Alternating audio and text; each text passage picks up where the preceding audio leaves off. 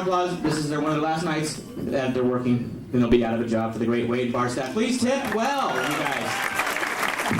You have to carry them through until they get another job. So, like a year. Coming stage right now is a regular on Alex Bennett, one of my favorites. You're going to learn a lot about him and maybe a little something about yourself. Matt Weinhold.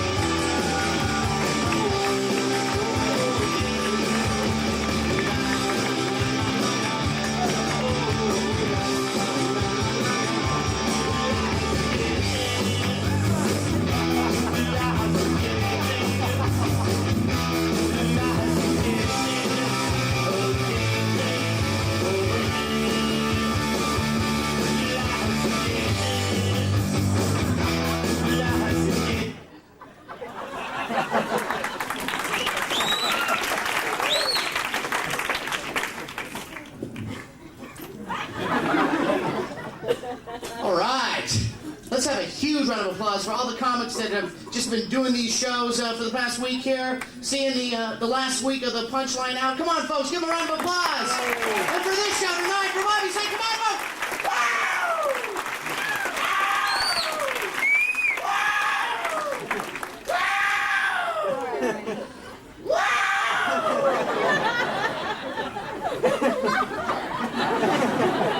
Sorry.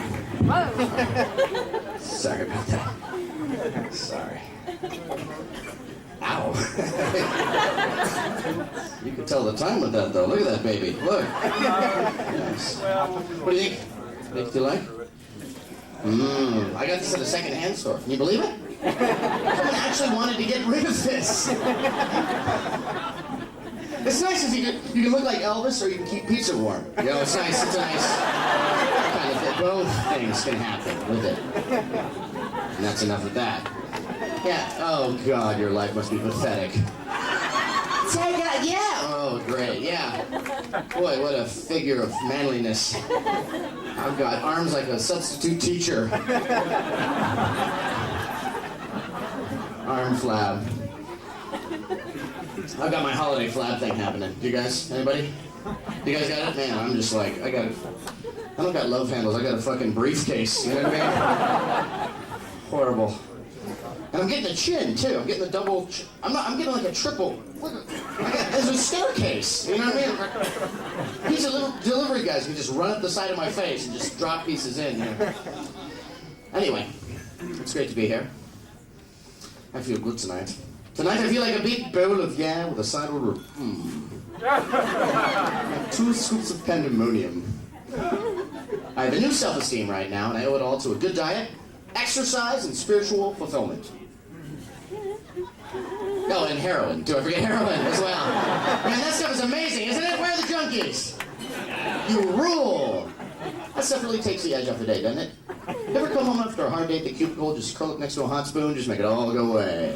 I'm gonna shoot that day right out of my vein. Who's with me?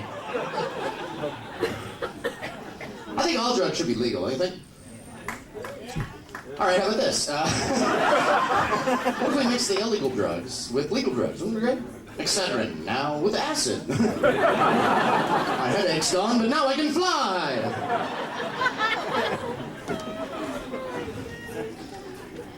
God, I'm wicked tonight. I am, you know. I'm doing things that make Caligula stand on a chair and go eek. Ladies and gentlemen, my orgies are like the Special Olympics. Lots of drooling, but everyone's a winner. All right, some people laughing, other people going, I think that's a retard joke, isn't it? You guys doing fucking retard jokes on one of the last days of the Walnut Creek Punch Line, doing retard jokes. And why not? They're not here. If they were here, they wouldn't really understand anyway, right? So let's just have a joke at their expense. My biggest fear is that there's going to be someone that's only, like, mildly retarded in the crowd, you know what I mean? Just sharp enough to figure out that I'm fucking with them, you know what I mean? Hey! That's not nice! You're a fucking asshole! But I can handle that, I think. You're not funny at all. Oh, pudding, thank you. I got it all worked out, folks. Because I love the freaks. Alrighty. Sorry if I seem a bit on edge. I was dumped recently. Thank you very much for your support. Thank you very much. I'm over it now. When she first dumped me, I just completely overreacted. I'll just follow her around on dates and go, slut! Look at the slut! Slut over here! Follow her into restaurants. We'd like a table for two. The whore would like a table! Table for whore! We're friends now. Now I'm coming back for more, people. There's no Hallmark card you can buy, you know. Sorry I called you whore. But now I love you even more. There's no, don't even look for it, because it doesn't exist. Didn't mean to be so blunt. At least I didn't call you, well, anyway. Whoa. People are oohing me for saying words that rhyme with the word. Are women that sensitive? You go to baseball games? I was a bunt. Who said that? Who said that? Is bunt all right at least? Is that all right? You guys don't like the C word, but bunt is okay? Is bunt okay? Yeah. All right. So if I said I want to lick your dripping bunt, that would be fine, right? I'm just trying to set the parameters here. So easy to get in trouble. Hey, I'm not like that. See, I don't believe in using derogatory terms to describe a woman's genitalia. I believe that a woman's private parts should only be referred to as vagina or no-no hole. I think those are the two that are okay, right? The no-no hole. From the Latin. The no-no hole. Holus no-no-nus.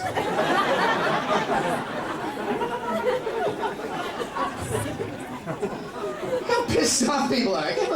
We don't have no sense of humor. I'm sorry. It's so easy to get angry. Am I right? Be honest.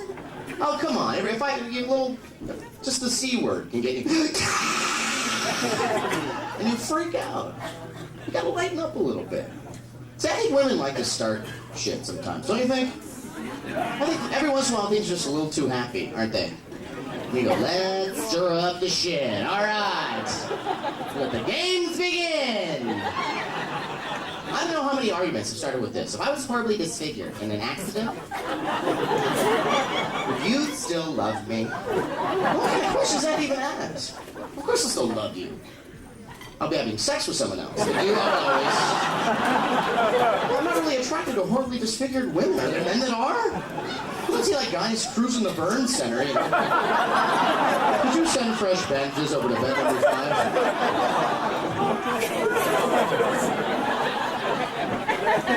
She is healing nicely, yes.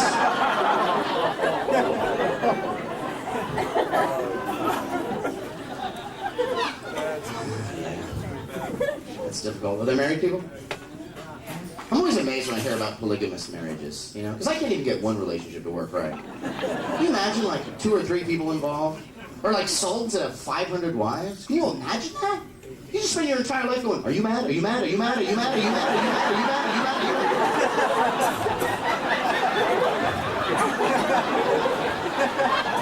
Dealing with an argument would be like, you know, boarding a plane, you know? People that are pissed off at me, rows L through Z.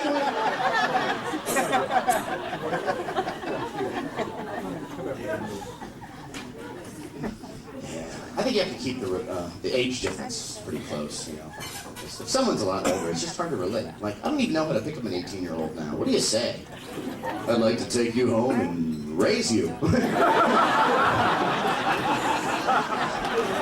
If you let me have sex with you, I'll let you play with my keys. Here's your buddy, buddy. Here's your buddy.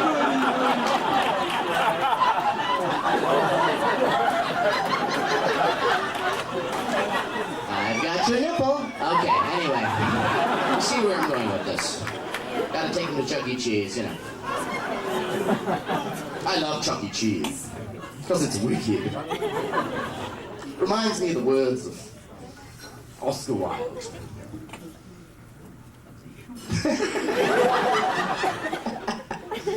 No, actually, I mixed up a joke here. I'm going to actually let you in on the inner workings of comedy. I started one joke, and I ended it with another one, because I had about 2 fucking hours of sleep today. So it's pretty much my act is just going to be a grab bag. I'm going to take all my bits, throw them up in the air, and you can knock them over like you're, breaking open a piñata, if you like. Okay, here's the joke. Ready? You ready? Strap yourselves in, folks. Ready? Here we go. I like Christmas. We all like Christmas, right? Yeah. I like Christmas fruitcake because it reminds me of the words of Oscar Wilde. We're back on track. Feel good? All right. Fruitcake is like semen. Oodles of it about, but nobody wants to swallow it. See? It was worth the trouble, wasn't it? For a delightful Christmas message. Here's the other joke. Ready? Chuck E. Cheese. Okay?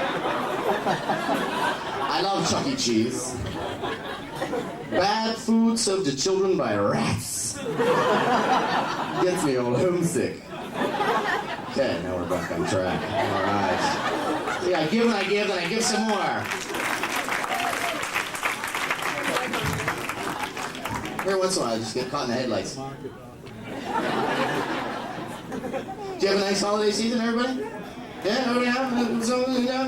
I love Christmas, because everybody celebrates Christmas now. I have Jewish friends with Christmas trees. Especially there are a couple Satan worshippers kind of get the whole spirit of things. So I think the guys that hold around a pentagram, even though Christ is our enemy and Christianity must be destroyed, I got you this beef stick from Hickory Farms. Love you too. The first Noel. The religious right, though, getting far too much, just, I don't know. They're going fucking out of their mind, don't you think? It's true, yeah. They actually want to teach creationism in schools, which I think is fine. Just don't teach it as science. It's not science. There's a talking snake in the story, all right? That's not science, that's the Muppets, okay? And the serpent said to Eve, "Cookie! Cookie! Another apple of a cookie!" Anyone lose their power in the big storm? Oh, yeah. Anyone lose their power? Oh man, that was rough. It was really rough. I lost my power for about 24 hours. It's amazing how quickly you revert to savagery. Because 6 hours without, cable to the microwave, and I'm naked in war paint, chasing the cat with a potato peeler. The thrill of the hunt!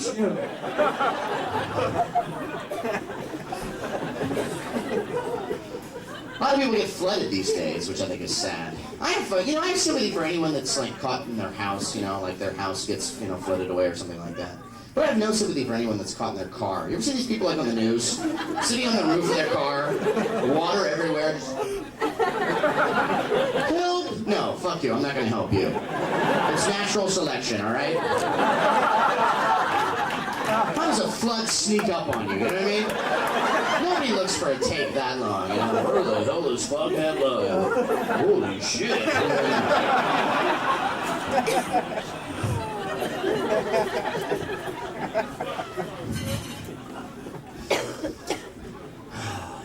I like The Rock, though. You guys like The Rock? Man. You don't like Rock? You don't like The Rock? I didn't know that there was The Rock. I just used that as a term for rock. What do you think The Rock is? Oh, you thought it was a radio station. Oh, no, I don't endorse any fucking radio station except Live with a Thought! Fuckers! I like Live 105, but I like Dopey's. I like Kiss. I was a big Kiss fan. Kiss? You like Kiss? If you don't know Kiss, let me explain it. 4 guys dressed up like monsters playing heavy metal. And when you're in junior high school, that fucking rocks, right? And I had friends that had the nerve to go, "What are their songs like?" Shut up! They spit fire! These are no pleasing you! I was in their fan club, which I thought was really cool. It's called the Kiss Army. I thought you were right. Yeah, man, I'm the Kiss Army. I'm the Army with Kiss. Which is ridiculous, because when are they ever going to call you for anything, We just declared war on ABBA. We need you, come on! I mean, put on my makeup and platforms, wait a minute! Really nothing for you folks in comedy tonight. Oh, fuck you. That's a beautiful tattoo, though. Yeah. Is that your only one, or do you have them all over the place? Everywhere? Wow, like all over? Jesus, you're a human doodle pad. Look at that. It's beautiful. women have tattoos? Women? Women? Really? She has them? What do you have? Hello? It's not the fucking SAT, alright? Tattoo. What? You? What do you have? She's got a son? She's got her son tattooed. Alright, well, they have photo albums now. You don't really have to carve the fucking picture into your skin, but I'm sure he's a charming boy. See, if I was gonna get a tattoo, I would get something that might be able to help me out in some way. If I was gonna get a tattoo, you know, right on my chest, I'd put, Dear Embalmer, please try CPR one more time.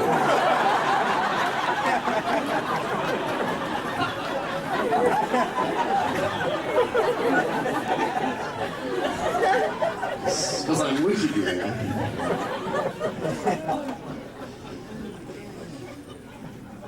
I was just in Reno. You ever go to Reno?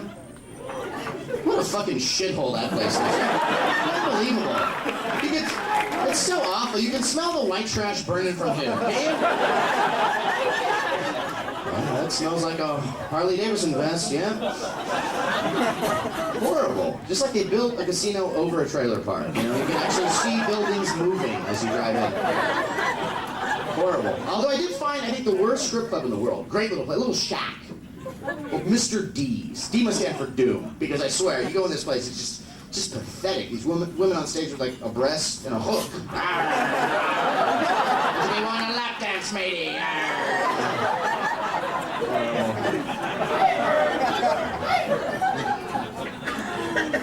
And they like the country western shit there too. Right? Steve Hobb was talking about that. And does anyone really like that anymore? Oh, fuck you. No. Do you line dance? That little Nazi ritual has to stop. Every fucking bar you go to now is don't break my heart, baby, break your heart. You learn nothing from Hitler? Boots time synchronization equals trouble. That's all I'm saying, alright? I always laugh when I see these guys dressed up in the full cowboy costume at the mall. Hat, boots, belt buckle, fringe shirt, spurs. What the fuck are you doing? You're a cowboy at the mall. How are you needed here? Is there an orange Julius Rustler loose? Is there a stampede at the Foot Locker? What the fuck are you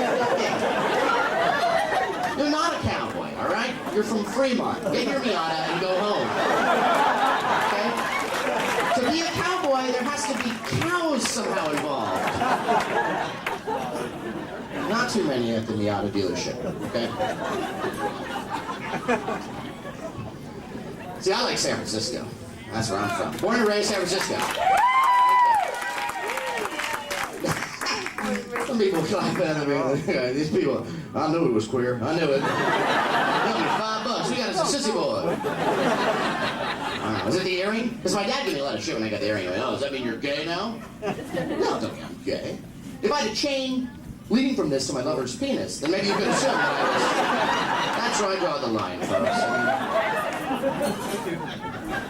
There's too much homophobia in general these days, don't you think? 2 people, everyone else. No, I think it was just enough, all right? You're in Walnut Creek, all right, asshole? Come on. Liberal, open-minded Walnut Creek. I was here during the Rodney King rioting, and I must say you guys really sent a message to the man. When you guys knocked over that cappuccino machine, I went, fuck it, these people are serious. By any means necessary. Is there a gay parade here in Walnut Creek? Yeah, probably wouldn't last too long. Probably like 2 guys, we're proud to be gay! You guys pelt them with gold cards. Get the fuck out of here. Stay out of Black Hawk, all right?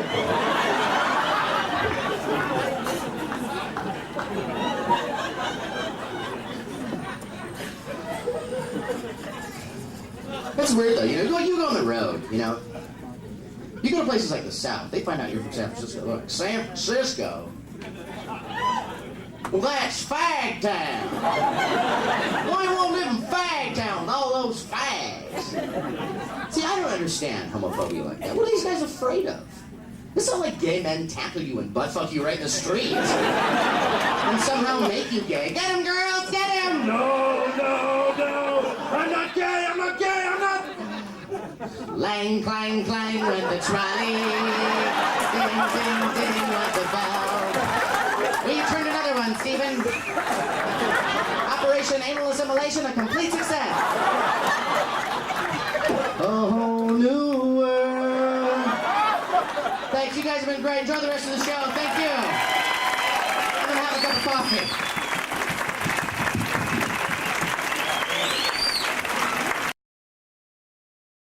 Guys in this room agree with me, and I don't think women really understand that. And I don't want to sound like these books, why men are from Mars and women are from Venus. I want to get laid. My wife wants to make love. And every time I say, God, I want to fuck you. Dude, why do you talk like that? Don't you want to make love? You make whatever you want. Make a salad while I fuck you. Do your nails. Tuesday, it'll take 3 or 4 minutes. Just preoccupy yourself with whatever you want to do. I'm really not that concerned what you do while I fuck you. I mean it.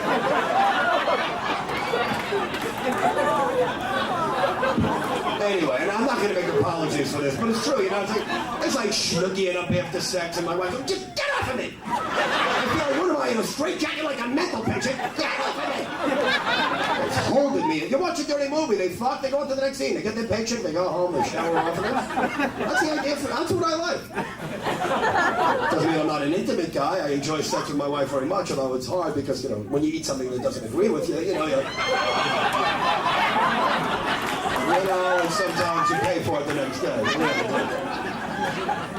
don't know. It's like talking after sex is a big thing. You know, I don't want to talk. Like I said, I either want to go to sleep or I want to watch Letterman. You know, my wife says, "Don't you want to talk?" No, I don't want to talk after sex. I talked to you before sex. That's why I talked to you in the first place. It's to get sex. My plan worked. Why should I keep talking to you? There's nothing in it for me. I mean, do runners keep running once they cross the finish line? No. They did what they set out to do. I'll talk to you tomorrow when I'm horny again. I'll talk to you again. When it looks like I give a shit when you have to say, you know, I want to fuck you. I mean, how hard is that to understand?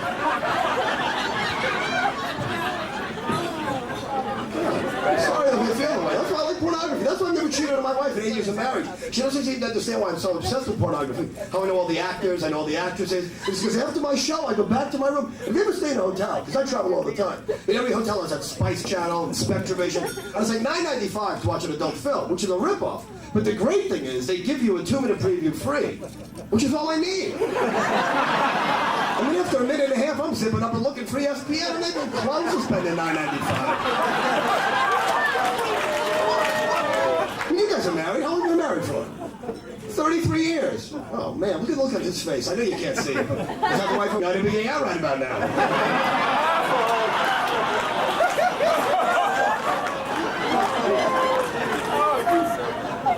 You watch a dirty movie together? Sure you have. Nothing wrong with that, Daddy-O. But it's amazing to me, because when I do this award show on Sunday, they actually give awards for Best Actor. You know, I don't think these guys are acting. You know, they nail some beautiful young chick, and then they get paid. They're not acting, they're having a great time. They're enjoying themselves immensely. You show me a married guy doing the same woman for 33 years, pretending to still like it. Here's your actor. Here is a man that deserves some credit. Sir, you just won the golden penis statue, huh?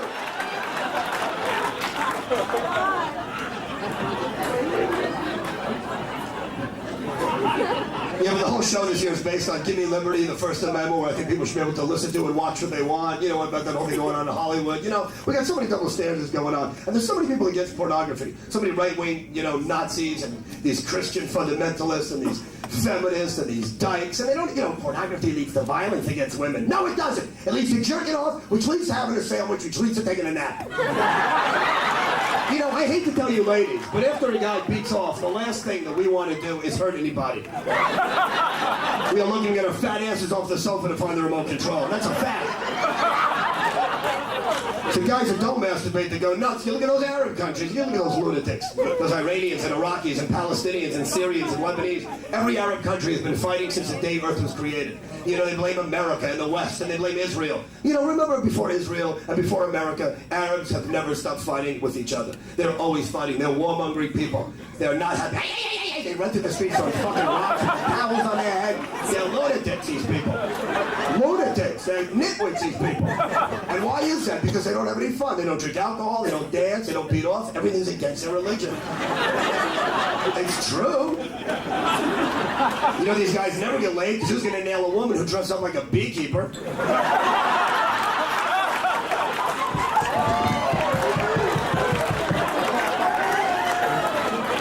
I mean, you know, ladies, Ladies, you might have a long way to go in America, but thank your lucky stars you don't live in the Middle East. I mean, even I am appalled by the way women are treated in those countries. It's amazing. It's amazing that there hasn't been a revolt over there. I don't feel sorry for women that are oppressed over there because they haven't done anything about it. You know, black people finally spoke up in the 60s, and women spoke up in the 1920s and finally got the vote. And there's civil rights in this country only because people do something about it. And if nobody stands up, nobody's going to let you sit in front of the bus. And nobody's going to pay you more money. And there's going to be no affirmative action. And there's going to be no gay rights unless you get up your fucking asses and do something. These broads over there don't do anything. So fuck them. I mean that in the nicest way. I mean, I feel bad for them, don't get me wrong. It's amazing. I do. It's amazing. You know, in the Middle East, women aren't allowed to vote or work or talk back to a man. They can't leave the house unless a guy says it's okay. They're just those horrible veils. It's unbelievable. They can't drive cars. Well, that's okay. They can't. Sorry, fellas, got carried away for a minute there. Oh, the women are groaning. What? Because you're 6th grade drivers?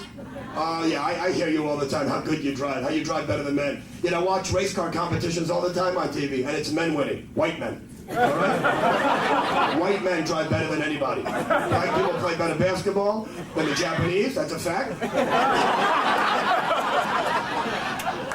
Black people do certain things better, Japanese make better electronic products and televisions. That's true. Better cars. There are certain things that certain races do better. There are exceptions to every rule, but that's not a stereotype, and it's not racist. White men win every fucking race because they drive better than anybody, they fish better than anybody, they hunt better than anybody, and they bowl and play hockey better than anybody. That's not a lot, but that's all we have. That's all the white man has left. And you can tell me the women bowl as good as men? Bullshit. They don't do any, you know, there's certain things that certain people do better. That's the way it goes. I hate to say it. You know, and all you women, you know, you're just like my wife. Well, how come our insurance is less than your car insurance? Well, first of all, girls, it's not the same test conditions. You tend to obey the speed limit, drive with 2 hands, and stop at yellow lights. Guys are speeding, we're picking our nose, we're rolling joints, we're hitting the kids, we're looking at CDs, we're giving people a finger, we're cutting people off. We're very busy in that car. You ever see what a guy's doing when he's driving? He's like an octopus. He's doing 8 things at one time. He happens to crash into somebody else. Well, you can't do everything. I'd like to see one of you fucking broads try to do all that shit. Just make it out alive. I'd like to see you do that. It's amazing to me. You know, that's why I always hate all these women comics. Always bitching about men. And they all have the same lame-ass jokes. You watch any of these Women of the Night specials, these HBO women specials, they all suck. They all do the same bullshit. And men never ask for directions. Yeah, well, not when you're in the car. Because if you're in the car, chances are we're going someplace we don't want to get to.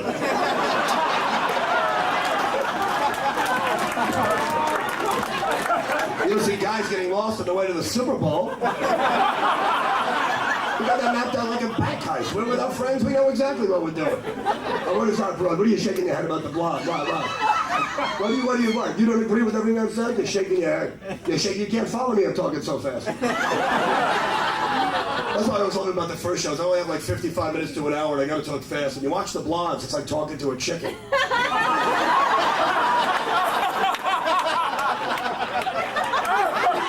You're not really that blonde, are you? Yeah, not that blonde, I know. Yeah, the carpet doesn't match the curtains, does it?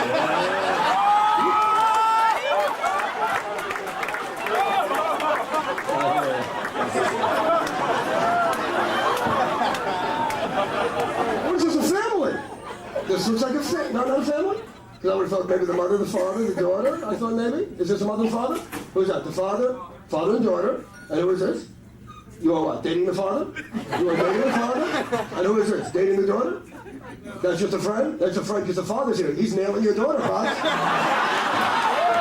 Hey, Daddy-o, how blind are you that this weasel's nailing your daughter? It's just a friend. How stupid are you that you buy that shit? Your daughter's very pretty. If you were hanging out with your daughter and you were his age, would you be nailing? Of course you would. Can't believe you're hanging out with him. Fine, look the other way. Pretend he's not nailing your daughter. Be like an ostrich. Put your head in a fucking hole. See if I can.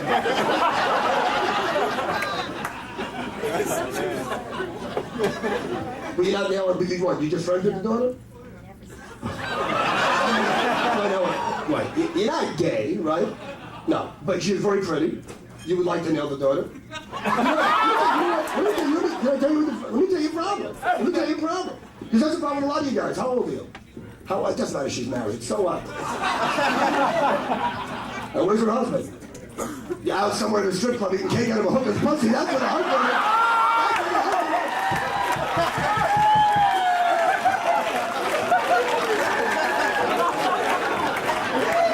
Where is the husband tonight? Where do you think he is? You don't know. You don't know. Well, I know.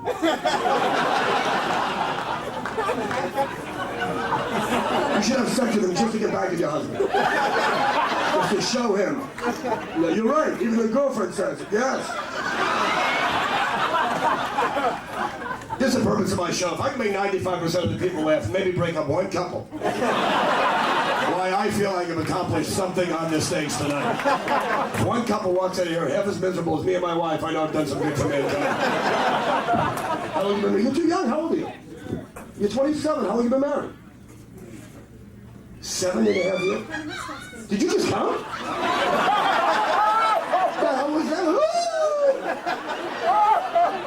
What was that? Listen to her! Boys are going nuts over there. See, you know what?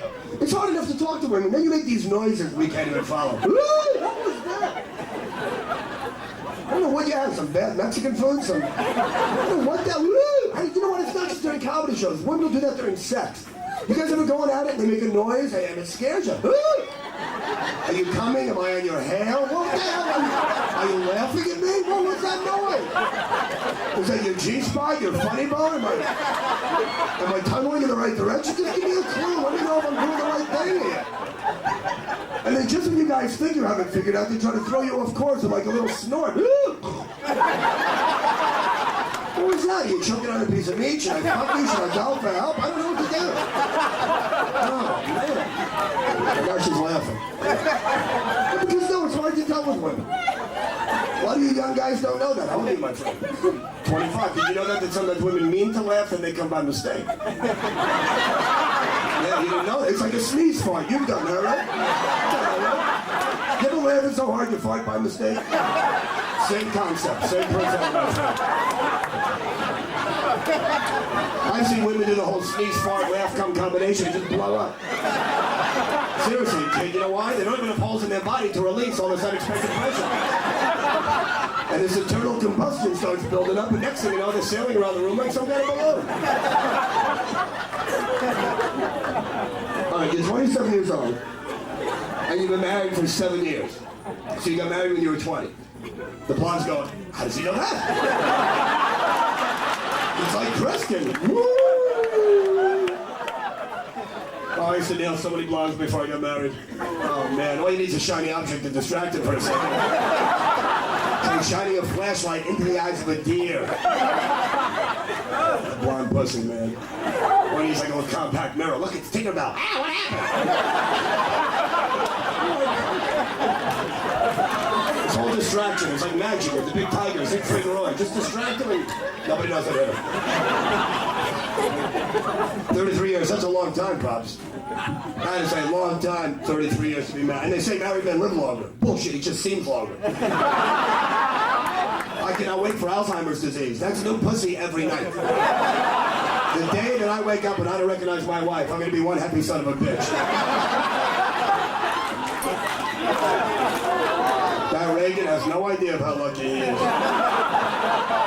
Doesn't recognize that battle axe he's married to, that Stepford wife with that big E.T. head of hers.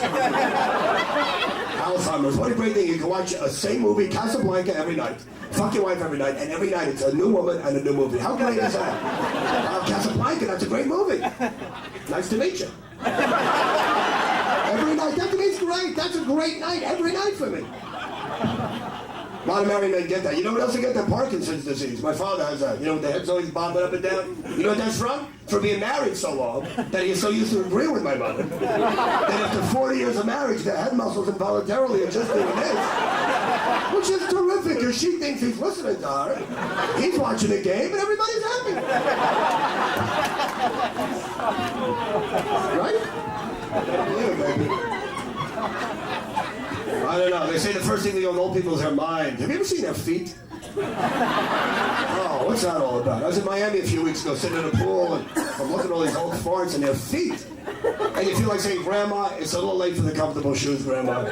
What the hell's connected to your ankle? What is that thing, a starfish? What's wrong with that? The fucking elephant man's got nothing on you, Grandpa.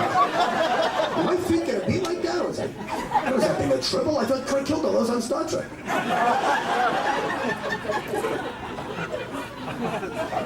Cool reference. You guys are great. You got that. Oh, man. Is he romantic after 33 years? Oh, he is. After 33 years, he's romantic. Really? Really? No. Okay.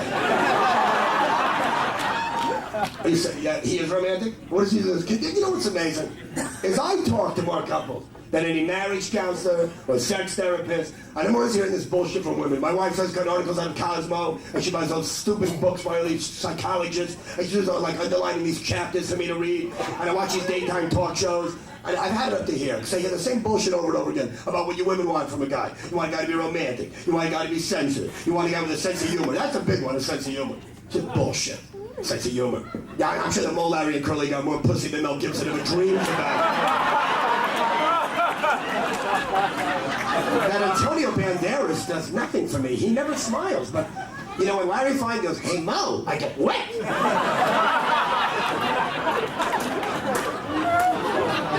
Sense of humor, shut up. What else do you want? A sensitive man? Is he sensitive? Is he sensitive? He is sensitive? What does he do that's so sensitive? What does he do? Tell me what he does. I want to know one thing and I'll leave you alone. You just met him? And he's sensitive already? Really? Wait, what is this, like a blind date? Is it a blind date? Well, you don't even know him, but you're sitting next to him. You're all together, but your friend sort of said, oh, she's really lonely, we'll bring our other lonely friend. What do you know? Because look, they're all together, there's like a date. Like, who brought you in? You two are dating, you two are dating. And this is like your single, lonely friend who had a bad relationship. This guy can't get pussy. You'll introduce him. I guarantee you, your friend with one of the women, well, you know, my friend Sally, you know, I'll introduce you to your friend. That's a date. And you bring them here, that's really nice of you. That's really nice at a first date for them to get to know each other at a Bobby Slayton show. That's really good, really good friends, good people. You should have gone out for sushi, because if she'll swallow that, then you know you got it. There you go. Then you know you're in right flame. Once they're eating salmon eggs, hey honey, you ate a fucking eel, come over here.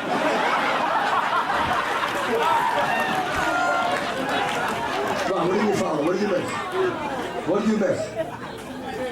The last joke? What did you miss the whole last joke? What did you miss? You didn't get it? You were... Well, you're from New York? Are you Jewish? Oh, you're Jewish? You're all Jewish, aren't you? Oh, I think Jewish women are probably the major cause of homosexuality in this country today. Oh, but you sound Jewish. Oh, my God. I am Jewish. My mother said, I'm going to marry a Jewish woman. I don't want to marry a Jewish woman. I'd rather go with a big black gay guy. Because I might as well. If I had to come home every night and go, hi, honey, how are you? I'd be sucking another guy's dick in a minute anyway.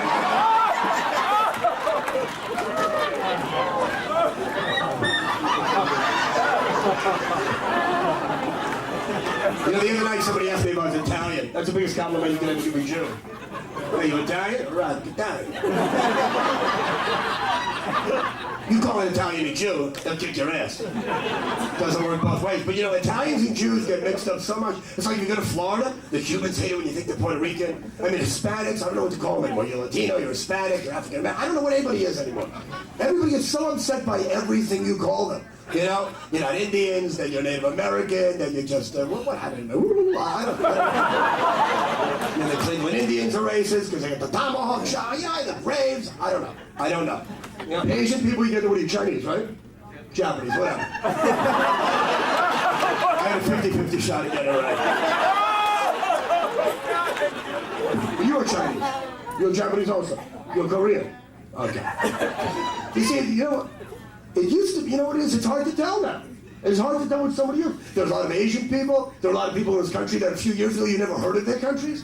I mean, I don't know what it's like up here, but go to LA sometime and go to the DMV. It looks like the bar from Star Wars. Well, what do you have, 3 dots on your head and laundry? What do you, I don't know, something like Klingon, Pakistani? I don't know what you do. But of course, we have to open our doors to everybody. All you white guilty liberals, God forbid anybody votes for Proposition 187. I'm sorry, I voted for it. I'm not racist. I have no problem with Mexicans. I don't want any more motherfucking people coming into this country. That's it. And if that's wrong, I'm racist. I'm an asshole. Fine. It's enough. And I live in the Mexican part of LA, which is called LA. I don't want the ATM to give me different choices. I don't want the booklet of the DMV to be this fucking thick because there are 90,000 languages. I want to be able to say men on the bathroom door because some guy can't read MEN and pee in the street like a dog. Come to America, learn. Woman, man, bathroom. Man, woman. Woman pee here, men pee there. And if you can't do that, you're never going to make it in my country, Kimosabe. Believe me. You know what I love about these immigrant groups? I'm glad you brought this up. Because they're always quoting, you know what, these old hippie women, that, you know, you like all this stuff, right? You're from the 60s, you like when all these people can come to our country, because that's what made America great. You know, the Jews, the Italians, everybody came here. Yeah, they came here, I know, we're full. You know, fuck the Statue of Liberty. You know, it was given to us by the French to keep foreigners out of their country. The French are the most racist bastards of all time. We saved their fucking ass from the Nazis, which we never should have done. We should have said to the Nazis, just kill them all, and then we'll kill you. They wouldn't let us fly over their airspace to get Syria a few years ago. I mean, it's amazing how horrible the French are. So they give us the Statue of Liberty, so foreigners don't go there. We make it seem like it's a big goddamn gift. You know, and the statue, what does it say in the Statue of Liberty? Kind of a lame-ass ad campaign was that? What does it say? You know, give us your poor, you're tired, your huddled masses are shit, whatever. I'm paraphrasing. But I'm just saying, what were they thinking? Start on a high note. Give us hard-working people who've had their shots, who stand erect, who speak English, who have vowels in their name, who have 1 or 2 children. And then if nobody shows up, then you go after the huddled masses and shit. Don't start with them. Don't say Sundays are fucked up huddled retards with AIDS and leprosy. You one-legged morons. You're circus geeks and bite the heads off chickens. Send them over. You start up here in the food chain and you work your way down. Am I wrong? That's a great theory. Yes, it is. Thank you. You know what bothers me to no end? I love when Asians come here, and they're the best, because they learn the language, and they start stores, and they really adapt to the American way of life. It bothers me to no end when people come to this country, and they think that America owes them something. You know what? You people are probably 3 or 4 paychecks away from being broke. You know what? I mean, I make a lot of money. I'm almost broke. I can't believe that people come to this country with no skills, they don't understand English, they know nothing. And then they're mad at us because they can't make it in America. I'll tell you why I bring this up. 2 weeks ago, I'm in Florida. Haitian cab driver. He picked me up, he's mad. The Haitians in Florida are very mad. They hate the white man. Yet they heard America trying to get stuff off the white man, right? So this guy is driving me in his taxi. I've got my wife and my kid with me, and I'm saying to the guy, you know, you're angry about something. The guy says, it was 10 years ago today I came to this country, and I'm still driving a taxi. And very nicely, I said to the guy, and exactly what did you want to do when you came to America? You know what the guy said to me? He said to me, in Haiti, I was a doctor. I said, fucking Haiti, I could be a doctor. I mean, what does it take to be a doctor? What do you need, a chicken foot and a Band-Aid? Hoodah! Hoodah! Hoodah! Me, Dr. Man, hoodah, hoodah, hoodah.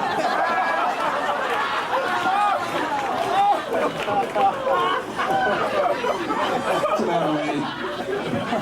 You don't agree with it, but you know it's funny and you know I'm right. That's why you have all this internal conflict. You just sit and go, well, he's got a point. And he's very funny, but this is so wrong. You have a fucking conscience, fuck your conscience. Get Jiminy Cricket, talk to him, he'll fuck that Haitian. That was cut out of the original movie. Even Jiminy Cricket said, but okay, fuck the Haitian. It was in there. Oh, they had to cut it out so kids could see that movie. It wasn't made for kids, that movie. You know your problem is you're eating chips and you need a drink. You're not drinking. You want a drink, don't you? That's your problem. You don't drink enough. You don't relax. You're so uptight because you're with the daughter, the kid that's nailing the daughter, the father's uptight. You know what? You give me the bad vibe. You have this aura about you. You're not having fun. Relax. I try to make people comfortable, and I can't. Not like I don't try. I look at the boyfriends. I try to soothe them. It's okay, honey. Shh, we'll be out of here soon. Shh. God.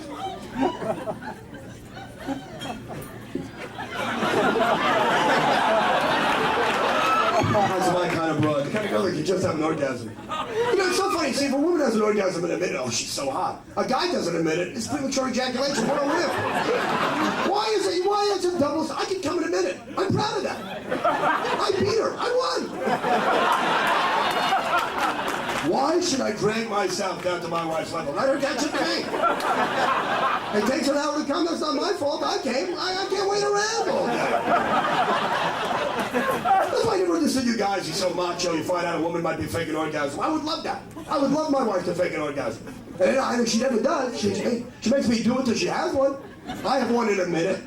Then I would love to hear her go, I came. Okay, all right. Am I going to question that? No. She said she came. Let's get the TV back on. Everybody came. I'm not going to open up a can of worms I don't have to open. I came, you came, everybody's happy. TV. Okay, here we go. That's it. I can come in a minute. I'm proud of that. I am very proud. You know what? I wish my wife liked me as much as you. Baby. Oh, baby. Listen, guys, the reason we have an orgasm very quickly, women, is basically we don't live as long as you do. We're in a hurry. Don't you understand? You know, I'm sick of women bitching about how guys do this, and guys get paid more, and men run the world, and men do this. All right, maybe that's true. But the bottom line is we die. You get all our stuff. You win. I don't care how much your wife loves you. She's going to outlive you. You know that. And you know why? Because guys got to be guys, and guys got to be macho. And you got to make as much money as your friend, and you got to do things for your wife, and put your kids through school. I mean, I don't mind my wife working, but I still want to be the man of the house. I want to get stuff. I want to make more than my wife. You guys got this fucking ego. You got to be a man. And what happens? It kills you. She gets her stuff. She remarries, and another guy gets all the shit you work your ass off to get. You know that's going to happen. You have a very nice house. That mortgage is going to kill you, pal. And another guy's going to eventually move in and be nailing your wife under that fucking roof of yours. In your bed, and then drive your car, and watch your TV, and eat your food. No, happy trails, Daddy-O.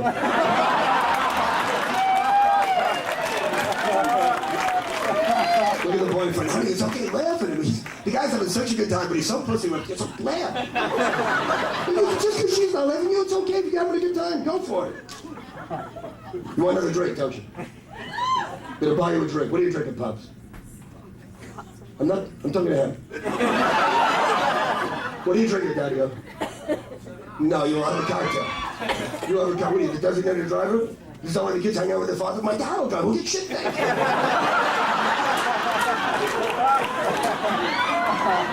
Don't you see why they hang out with you? Because you drive. You don't even see what's going on. It's right in front of your face and you don't see it. Just try to help people. I'm a people person.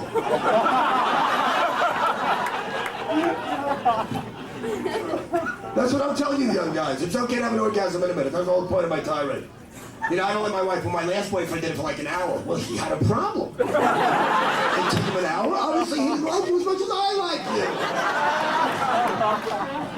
It's like having sex twice in a night. I don't want to do it again. I did it. I'm done.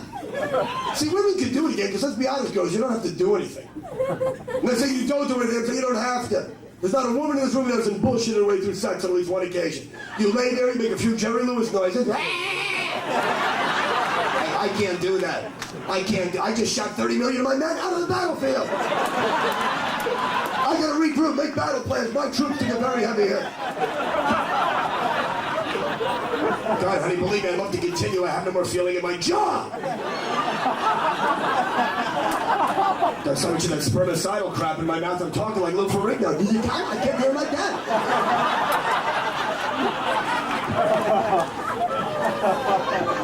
So he's romantic. What else? Are you sensitive? Thought I forgot about you. Right in, baby. I just digressed for a minute. That means I got off track.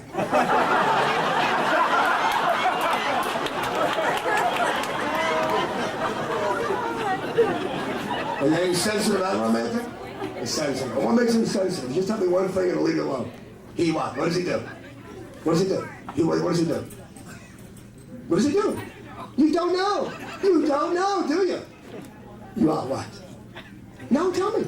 We're all your friends. This is not going to leave the room, is it? What does he do that's so romantic? He plans surprises like what, this? Honey, I'm not really a man. Look, I have a vagina! I am Miss Saigon! What does he do? What kind of surprises?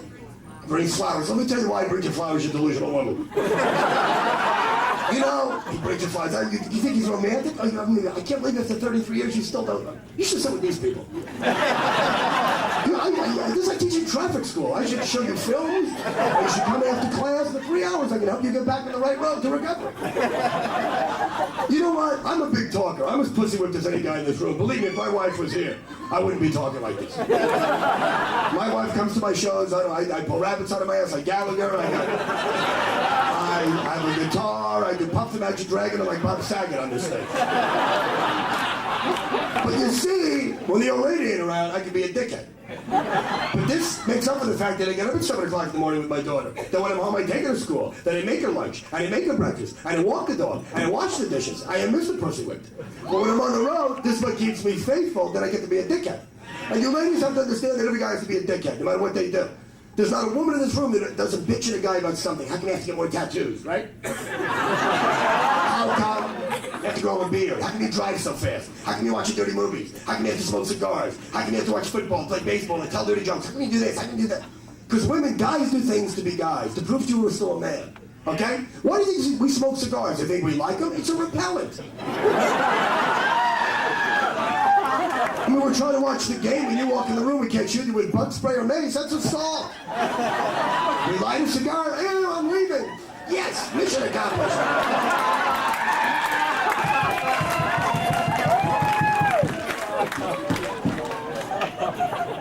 You go to the Midwest, man, ice fish.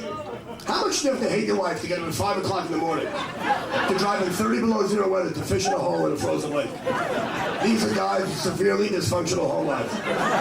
Single men don't ice fish, they gamble, they look for pussy, they shoot guns, they dance. They don't wake up at 5 o'clock in the morning to get away from their wives to fish in a fucking frozen hole in a lake. That's what you women have to understand, that guys gotta do something to be a guy.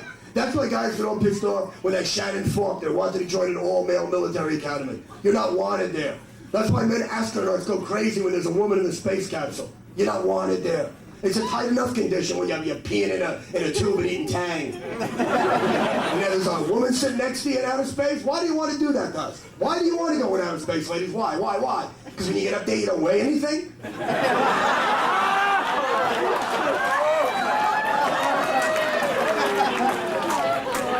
Why do you want to become firefighters? Don't you know the guys don't want you there?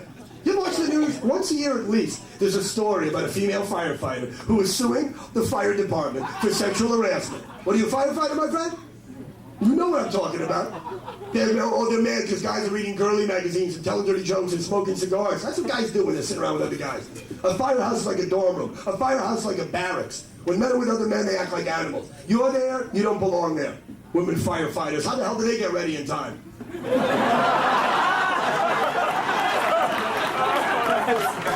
You know these guys are in the truck. What is she still in the bathroom? We got it, go!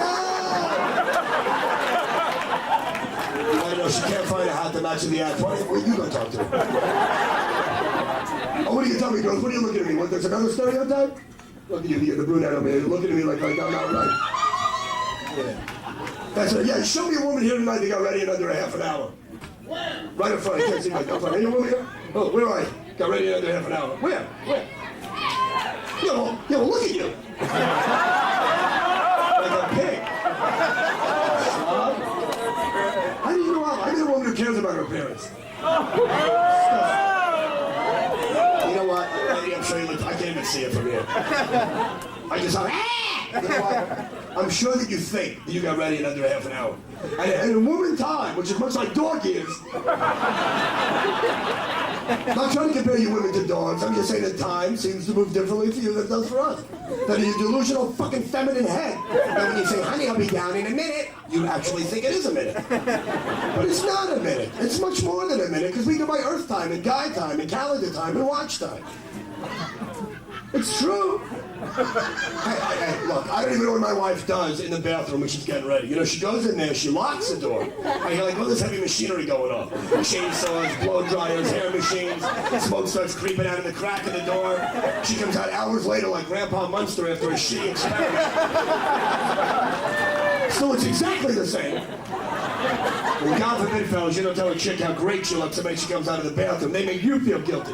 Because don't forget, whatever they did in there, they did it for you. You don't notice my hair? I do this for you. What about my dress? I work this for you. You want to do something for me? Make me a sandwich. Wash the car, paint the house. I gotta listen to shit you can do this weekend. And your goddamn hair is nowhere on my list. Did it for me. Always thinking about me, or it's just sweetie pie. Good. I'm gonna go watch the game now, for you, all right? I don't want to watch the game, but you did the hair for me, I should watch the game for you. Maybe have a couple of beers for you, because you bought the dress for me, you do a lot of shit for me. I'm gonna be in my office all weekend doing stuff for you, just trying to catch up. Love you. See you Monday.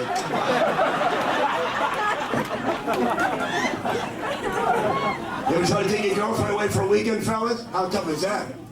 You ever do that with a buddy on a Friday afternoon, drive up to Lake Tahoe with a t-shirt and a toothbrush, you get in the car and take off? I lived in the Bay Area for years. I remember when I got married, I'd say that to my wife, come on, let's go to Tahoe. And then hours later, she's still packing, dragging shit down the stairs. I said, honey, we're not moving. You know, the car looks like the Beverly Hillbillies moving out of butt tussle. Yeah, but we'll go to Lake Tahoe. What if it's hot? What if it's cold? What if it rains? What if it snows? What if it's nice? Then it snows. What if we ski? We go snowmobiling. Then it warms up. We take a horseback ride. And so we work out. We play tennis. We come back. We go out. And so we take a walk around the lake and take a boat ride. And so we walk around. We see it rain. We go for dinner. Then we dance. We come back. Honey, it's a weekend. What are you planning here? Are you gonna gamble? I might fuck you if I have time. Then we're going out. Now, what do you take a diaphragm and $20 in case you get lost? Let's go!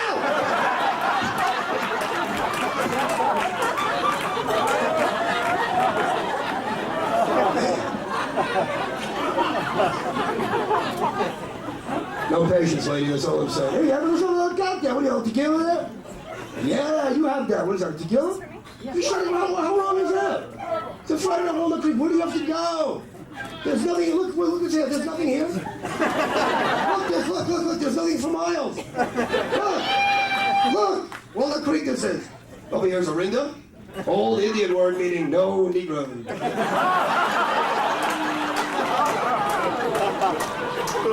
Is that true that you break up the 510 area again? Because I heard about that. They're doing that in L.A. You know, it's amazing. They had 213 first, and then, of course, I'm in 310, and all my friends are in 213, and the Valley's 818, and then down south is 714, and they did that to you guys. Everything's be 415. Then all of a sudden, San Jose's 408, you're 510. I guess Oakland is 911.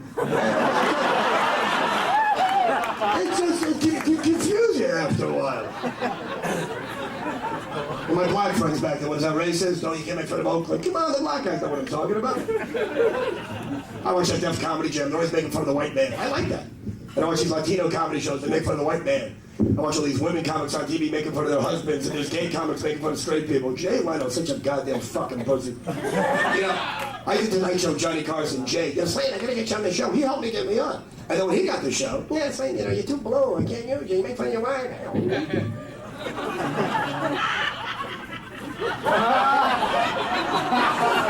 Shut up.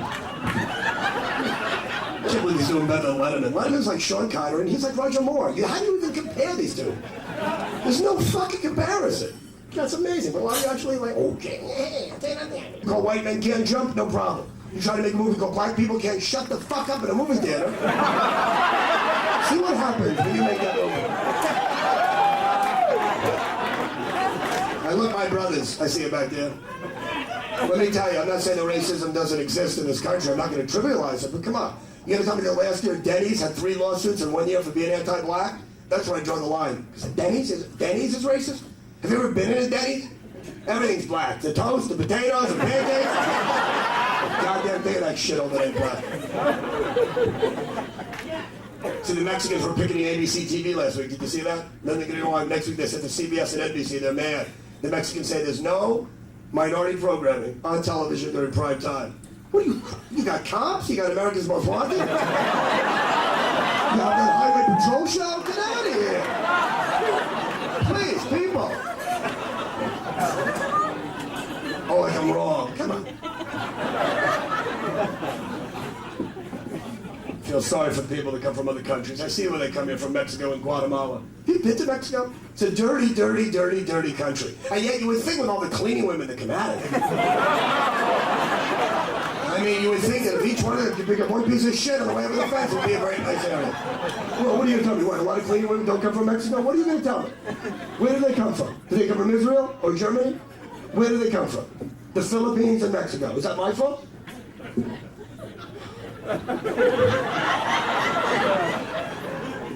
Go sing Kumbaya. Call Joe Maeza. How come every old Mexican woman is fat? Every young Mexican woman is skinny. You know why? Because the old Mexican women eat the young Mexican women.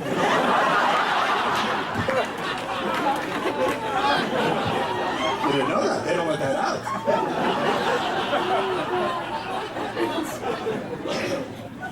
Get your motor running. How many tattoos do you have? A lot of tattoos. You don't know anymore? Can you like down here anymore? What do you got? Show me, I'll show you.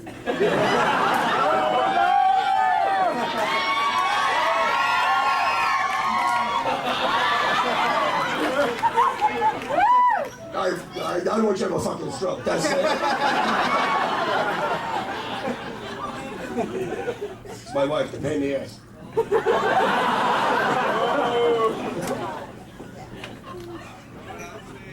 By the way, you know, I do kids' parties. You know, if you're singing like Chuck E. Cheese, Jim Marie, you know, I got puppets and everything. It's fun for the whole family. You know, there's actually nothing that's fun for the whole family. You know, they always say, well, you know, Toy Story was a good movie. That was the rare time that I've seen something that's fun for the whole family. Because you go to Las Vegas, Vegas is fun for the whole family. Yeah, but not together. It's not fun, you know, because I like gambling. The wife likes Keno. She likes to sit by the pool. My kid likes that circus. I don't want to go to Pussy. I would go to that. There's a buffet. All you can eat. I can get into that. There's a spread. Pussy. I would go to. Get movies that are fun for the whole family. That's why guys think of the comedy clubs ladies. I don't know what to do with it. You know, if I was a stand-up comic and I had to sit home with my wife and watch movies every night, you know, the great thing is when I travel, I get to see movies like Pulp Fiction and Reservoir Dogs and the Freddy Krueger movies and the Bruce Willis movies. I like that, the RoboCop movies. I need guns, tits, monsters. I love Dennis Hopper. I love Christopher Walken. I want psychopaths. I want gun battles. That, to me, is a motion picture. Because I joined my club, fried green tomato crap. I got no patience for it. That Bridges in Madison County was the most excruciating thing I have ever seen. It's like a 2-hour douche commercial. I hate it.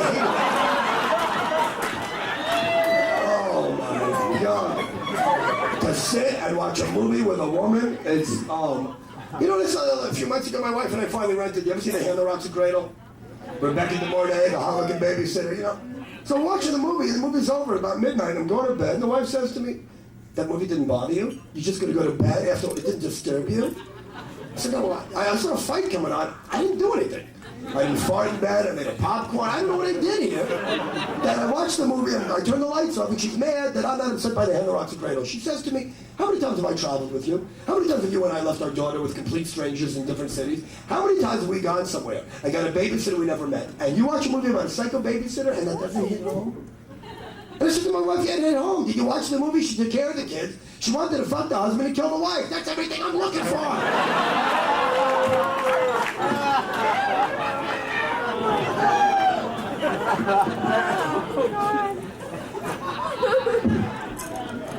You speak Japanese at all, Korean?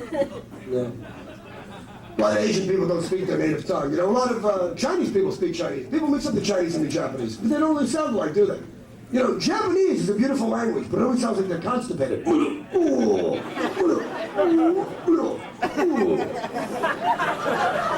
Where Chinese is the exact opposite. Chinese sounds like they're having something shoved up their ass. One's going out, one's coming in, and not a big blow.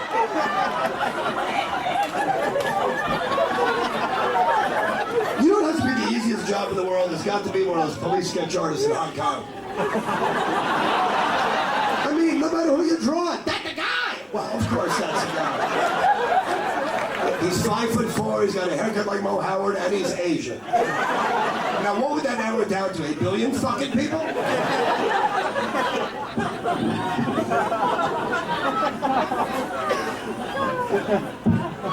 It's amazing, there's a Disneyland in Japan. Do you know that? You know there's a Disneyland in Japan? It's incredible to me because nobody in that country is tall enough to get on any of the rides.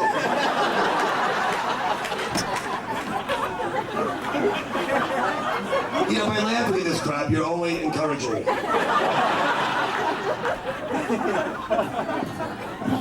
Not really a sexist man.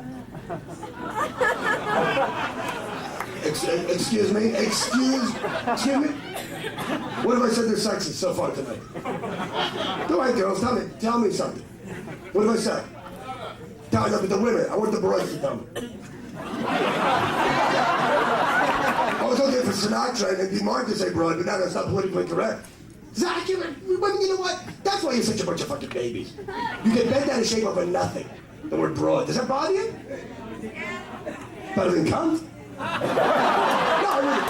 I would never use the word cunt. I'm just saying. Like compared to broad, that broad doesn't sound so bad, does it?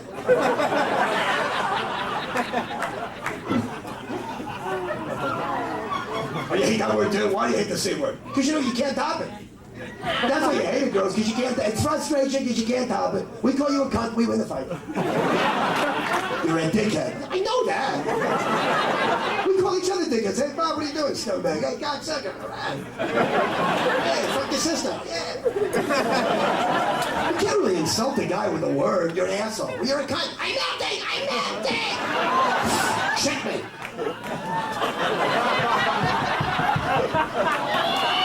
I win. Your move.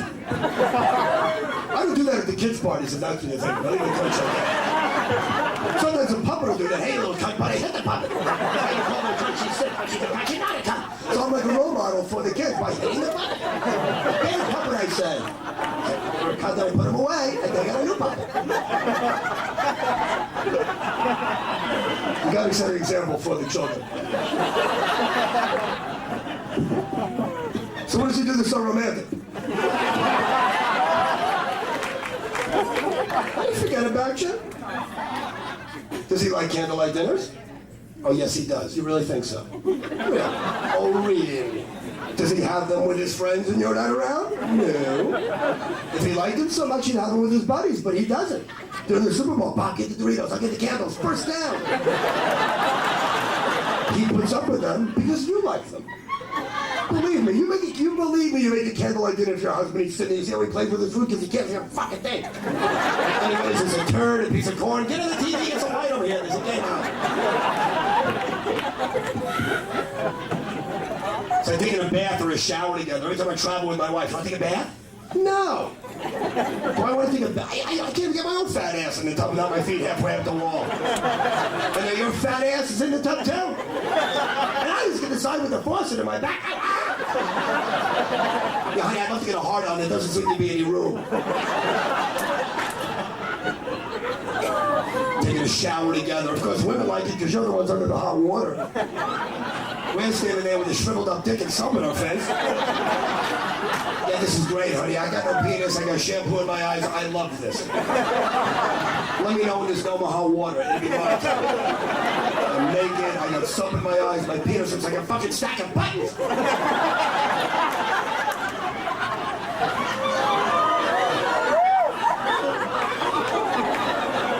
Come on, tell me more about Casanova.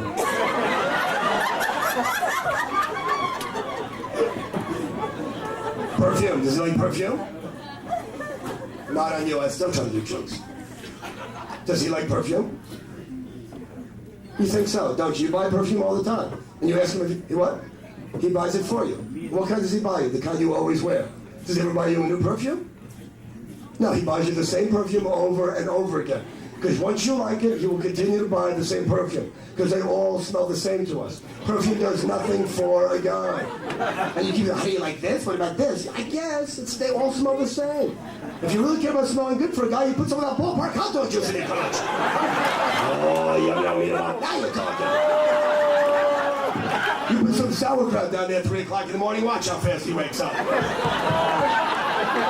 And that's why that thing shaped like a hot dog roll. Condiments. That's what turns on a man. Condiments.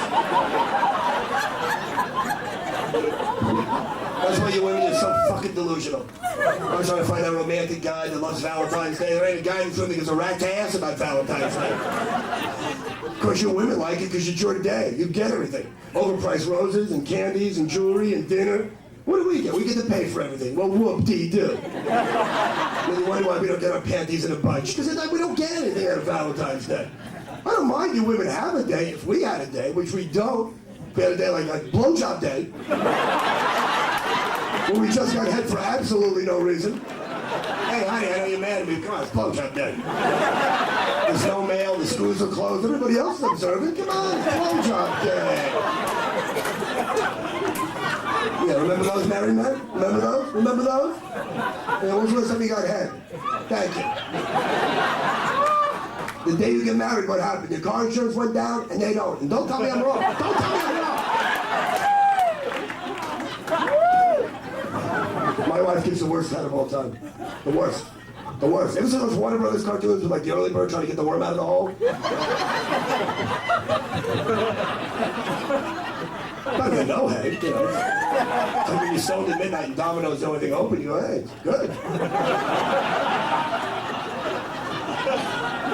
You know what? And that's why I said to my wife, I'm a host of the Porno Academy Awards, you know? I said, you should watch dirty movies because these women's like a how-to video. It's like that old house. It shows you how to build a porch and it shows you how to give head. It's the same thing. This is their job. Porno actresses work very hard. That's why it's called a blowjob. It's a job and they know what to do. Seriously, that's why I think you women don't like to give head, because subliminally and subconsciously it's a job to you. Well, we should have had a better name for it. We should have called them blow vacations. Damn. I bet you we would have had a lot of blow vacations. Honey, come on, get under the covers. You need to get away. Come on down. You need a break. You need a blow vacation, and I'm going to take you there. Come on. Come on. Yeah, already. Look how horny she is now. She's all over. First night she met her, look, she's like nibbling on your ear already. And why is that? You owe that to me, because I get women so fucking hot. They hate me, but you know the pressure I have, how many people want to fuck with? You know, it's like to me, Bobby Slayton. Okay? It's a lot of work.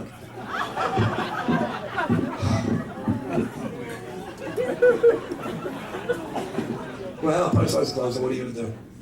Big deal about it. I don't think they're really closing. These are one of those, like those Israeli guys on the Powell Street.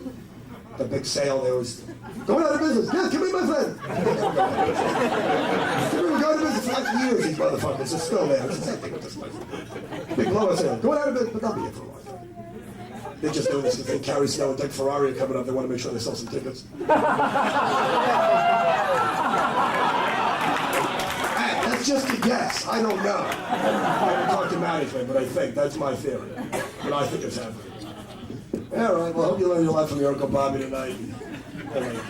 Time flies. All right, well, good luck, Walnut Creek. And what are you going to do after this? Go dancing? Have a little night planned after this? Where are you going? Going right to bed, aren't you? Mr. Excitement over here with the boys wear half-off school shirt. A Filipino golfer with the pen. How hip is that? Yeah, that's real hip. Fucking thought you had a little shield. What is that? The shield of the dork. That's of course. Clyde. Is that your name, Clyde? It's not enough if you look like a Jew. You have to have the Jew shield. The Jew shield. I'm Clyde. It's all family shield, right? Jews don't have shields. Jews don't. They never fought. They ran. You have shoes. Oh man. All right. Anyway, I'm out of material. I have more, but we'll save it for the second show.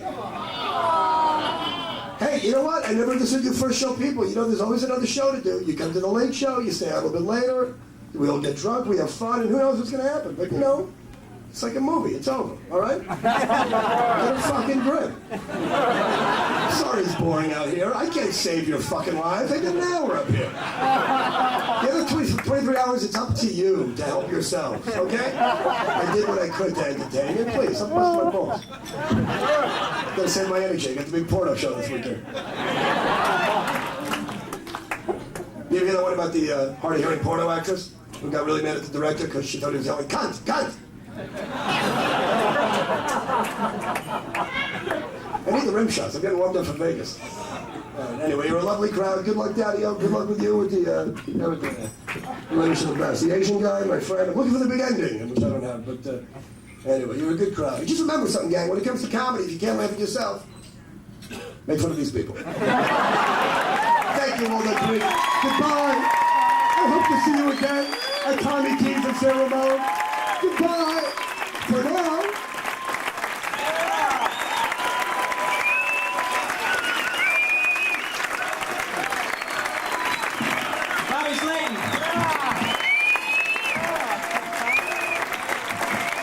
see Bobby in downtown San Francisco room sometime soon.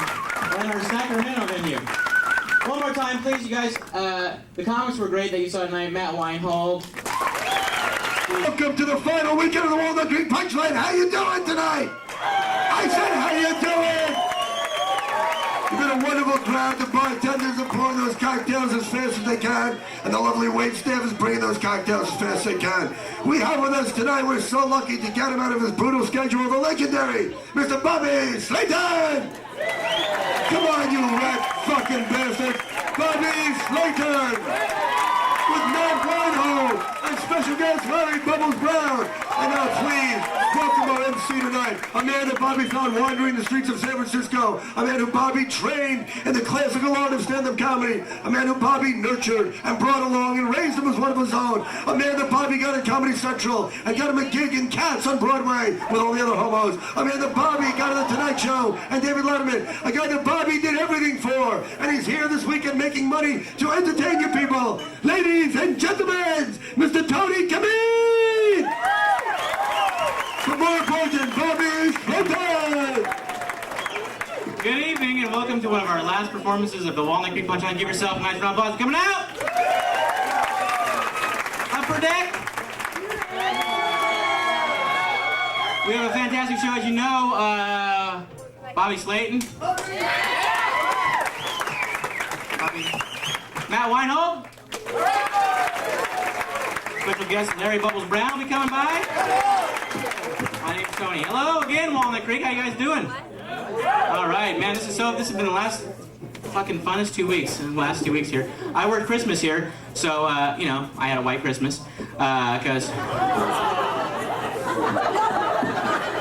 like I kicked them out. Hey, are you guys Walnut Creekers? Where are you guys from?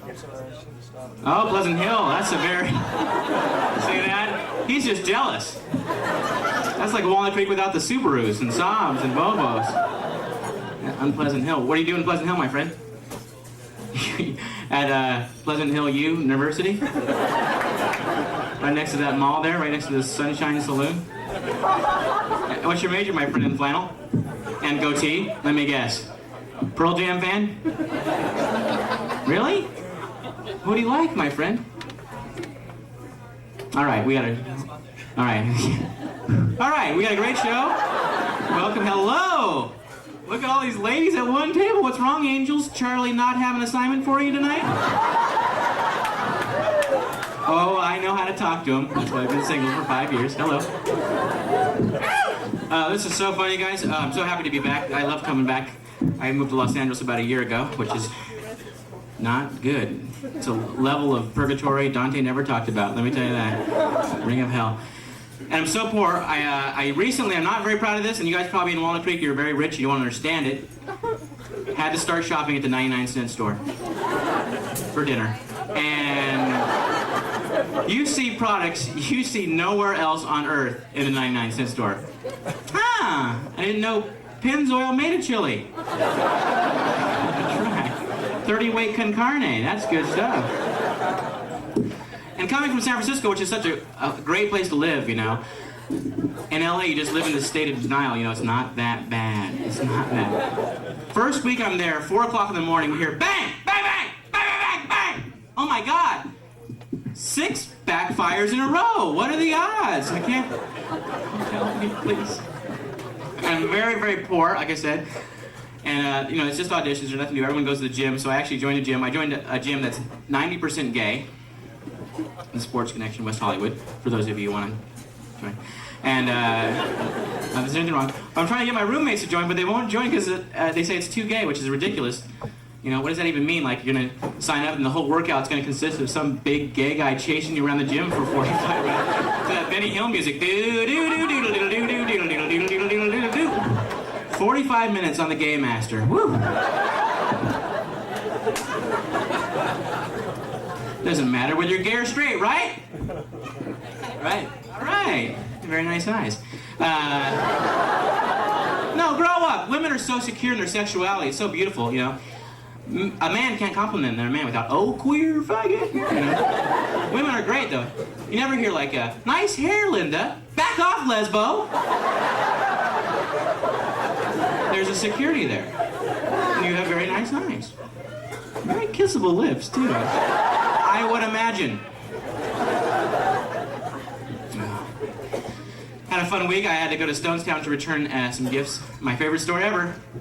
I love to see it. Hot dog on a stick. If you're ever feeling bad about yourself, my new friends, go to Hot Dog on a Stick.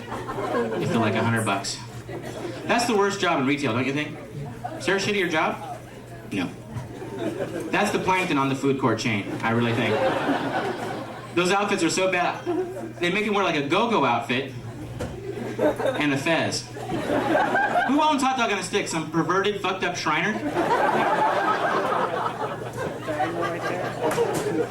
The most sophisticated mall employee, though, is the Gap greeter, right? They are so good at their jobs. You cannot walk into a Gap without being greeted. It's fucking impossible. You can't even put your foot over the door line. Okay, she's not looking.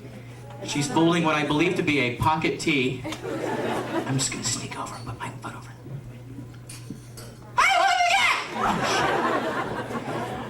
I actually bet my friend $5 I could make it to the very back wall of the Gap and avoid the greeter the whole time. Big mistake, you know, tried to sneak in, went right to that wall of jeans they have on either side, you know? Loose fit, easy fit, won't ever fit. Oh, fuck, I'm on the girl's side, shit, no. And now some high schools have banned, outlawed, the wearing of big saggy pants because they say it's a gang trait. I had no idea my grandpa was a Crip. He tells me he's going to play bingo. Turns out he's kicking it with Snoop and Dre. The homie area, near the yogurt castle. You like that? You listen to a lot of Snoop, sir? You're more of a Dre guy. Whatever's on the chronic, you like it all, right? What's your name, my friend? Don, what do you do here in the crick? Nothing. No.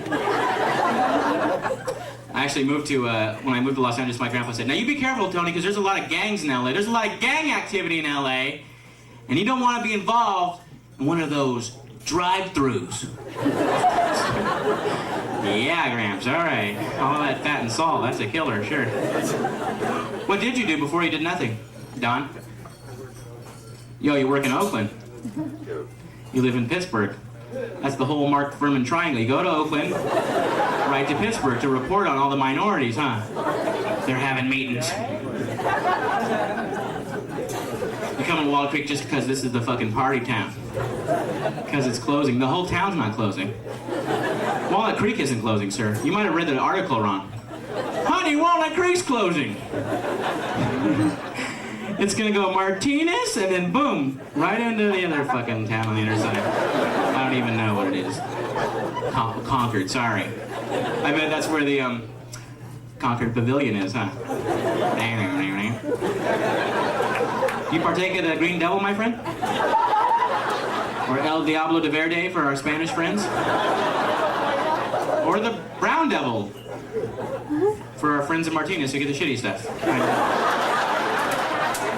They're here. Hey, Martinez. Stay away from pot, my friend. Do you want to be an opening act for the rest of your life? I don't think so. I should know. I used to smoke a lot of pot this afternoon, and it's so wrong. It's not.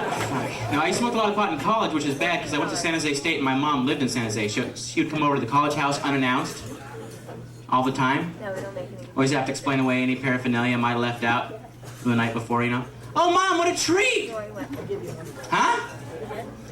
That? No. That's an oboe. Sure. No, I can't play it now.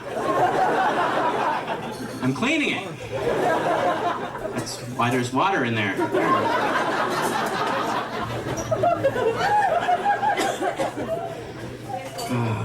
Now, is that your lady? Your woman? That's great. How long have you been together? 2 years. God bless. It's a long time in this day and age.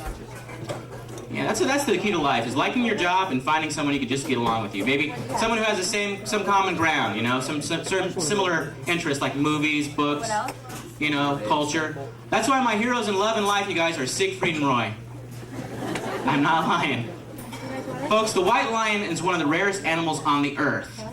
And they are gay white lion tamers. And they found each other. Where's that bar?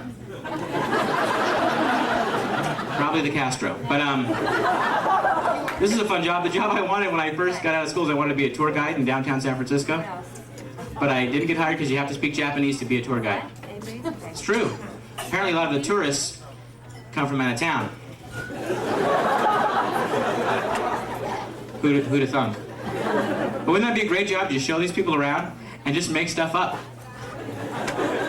Just lie. All right, my friends, over here is the world famous Trans-American Pyramid. Built by the Aztecs, 1975. Built to honor their god, Trans-Teca, god of insurance. And looming on the horizon is the jewel of the Bay Area, the Golden Gate Bridge. Over 1,000 feet long, I think. Towering over 100 feet high. Made entirely of cheese. Guys are back to Tokyo showing their friends the pictures, you know. It's all cheese. Thanks a lot, guys, for the show going. You guys are great. We have a fucking great show for you guys tonight. I'm sorry to swear. It's gratuitous. We have a very special guest coming up. He's a favorite. He's been all over TV. He's a regular on the Alex Bennett Show. Please welcome Larry Bubbles Brown.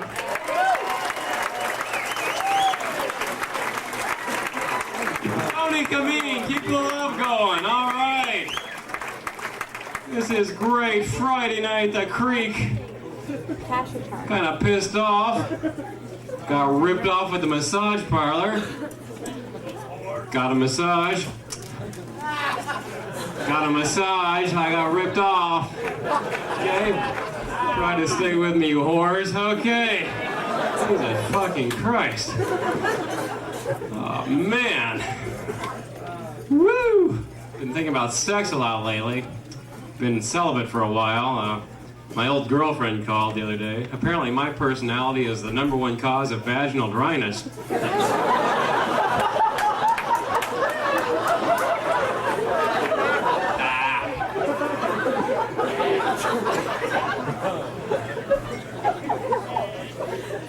Women are so lucky. You can have sex anytime you want. You just walk up to a stranger and go, I'd like to have sex with you. Okay. Not that easy for men. We have to beg and whine and plead and pay. Are you open? I have cash. I never pay for sex. I have coupons. You ever see these guys, and men get so horny it's ugly, they strike out at the Black Angus, they're so fired up, they're cruising Safeway at 3 in the morning, you know, taking a second look at the Swiss cheese. Whoa! Bad move, security seals off aisle 5, they're humping away in a big wedge of Gouda.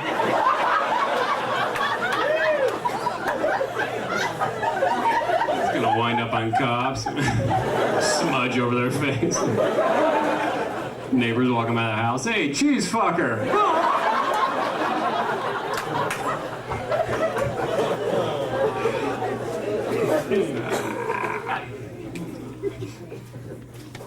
Really upset. I'm getting old, man. My health's going. Found a small lump on my testicle. The doctor said, you idiot, that is your testicle.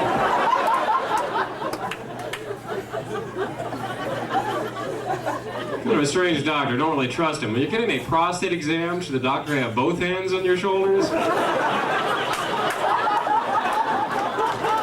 You may experience some discomfort, or you may send me flowers.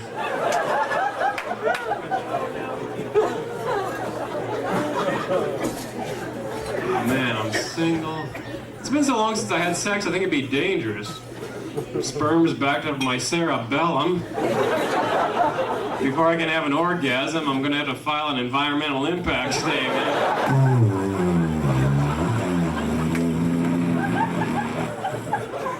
Big spill of goo on 680. big rig jackknife. Nah. Woo! I'm no good in bed. I don't like to cuddle after sex. I just like to slam the trunk and push the car in the leg. Is that bad?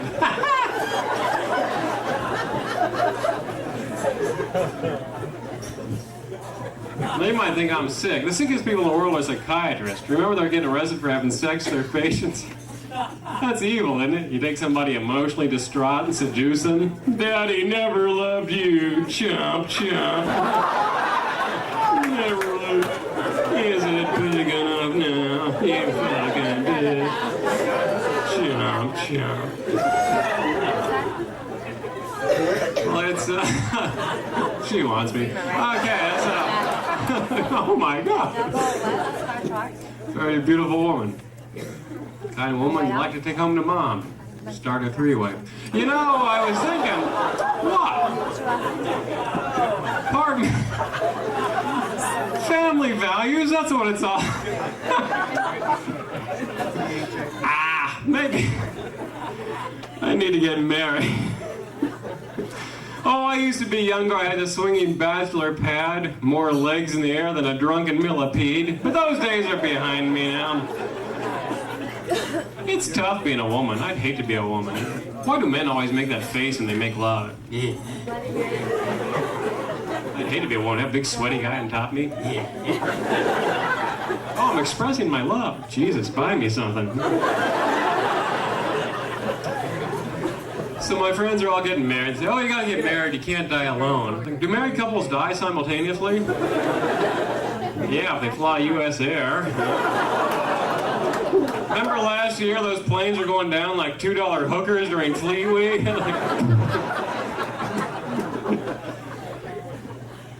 You know it's bad when the pilot asks you to bring out your dental charts before takeoff, and so my married friends always come up to me and it's like, hey, you want to hold the baby? Nah, why don't you just give me a steaming sack of shit, okay? I don't just like children, but babies are like toxic waste dumps, you know, every orifice exploding like Mount St. Helens. I don't want to hold a baby, I'll tickle it with a stick.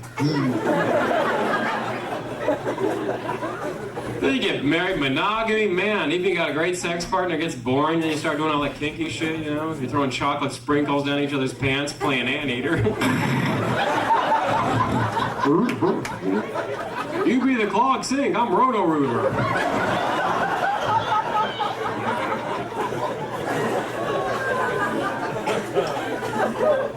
I should be getting out of here soon.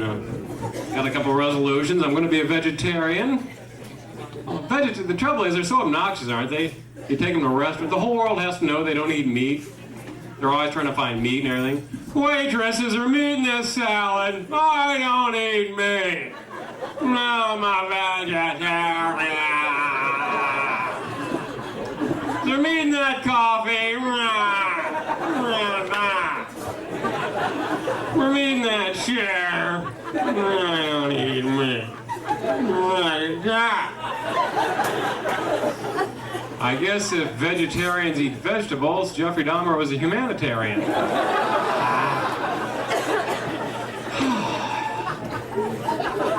I got some great acts coming up here, and man, I'm tired. I gotta get up early tomorrow. I'm going whale watching over at Mills College.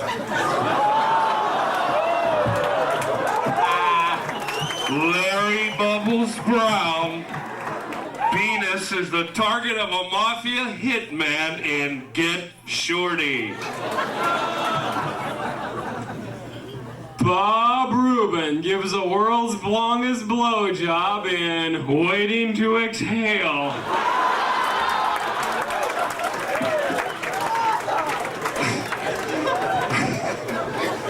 Larry Bubbles Brown sodomizes an underage Greek god in Apollo 13.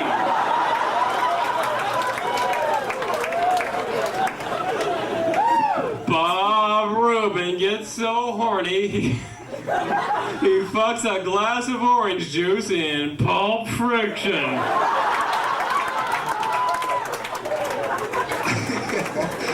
Larry Bubbles Brown has sex with a Native American in Pocahontas. The bartender gave me that one. It's easy from back here. Bob Rubin makes love to an Eskimo but gets diarrhea in Cool Runnings. Larry Bubbles Brown swears he has a 12-inch cock in The Lion King.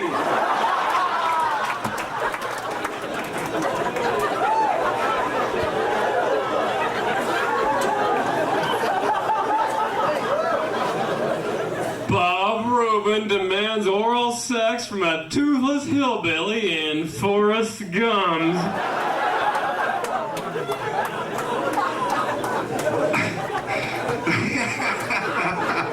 Larry Bubbles Brown masturbates excessively in The Color Purple.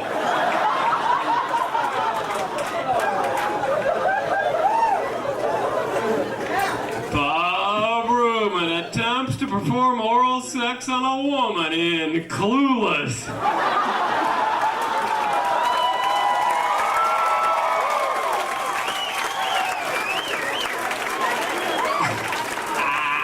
Larry Bubbles Brown hasn't been laid in 15 years in Reality Bites. Thank you very much. Good night. Bob Rubin on the back.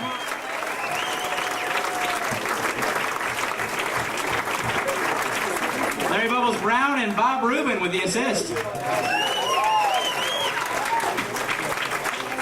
You guys, this is like the second, third to last night, so how about a huge round of applause for the great Wade and bar staff here? They're going to be out of a job. Upper deck, please tip well. You know, you have to tip enough to get them through the unemployment times, which could be up to a year with some of these screw arounds. So please tip well, and we're going to keep the fun rolling along with fun, furry mood with your next performer. He is just an enchantress. You may have seen him on all the A&E shows that are free, Comedy Central, the Shopping Network. He's very endearing. He gives money to the homeless. He's funny, and he's a regular on the Business Show. Please welcome Mr. Matt Weinhold.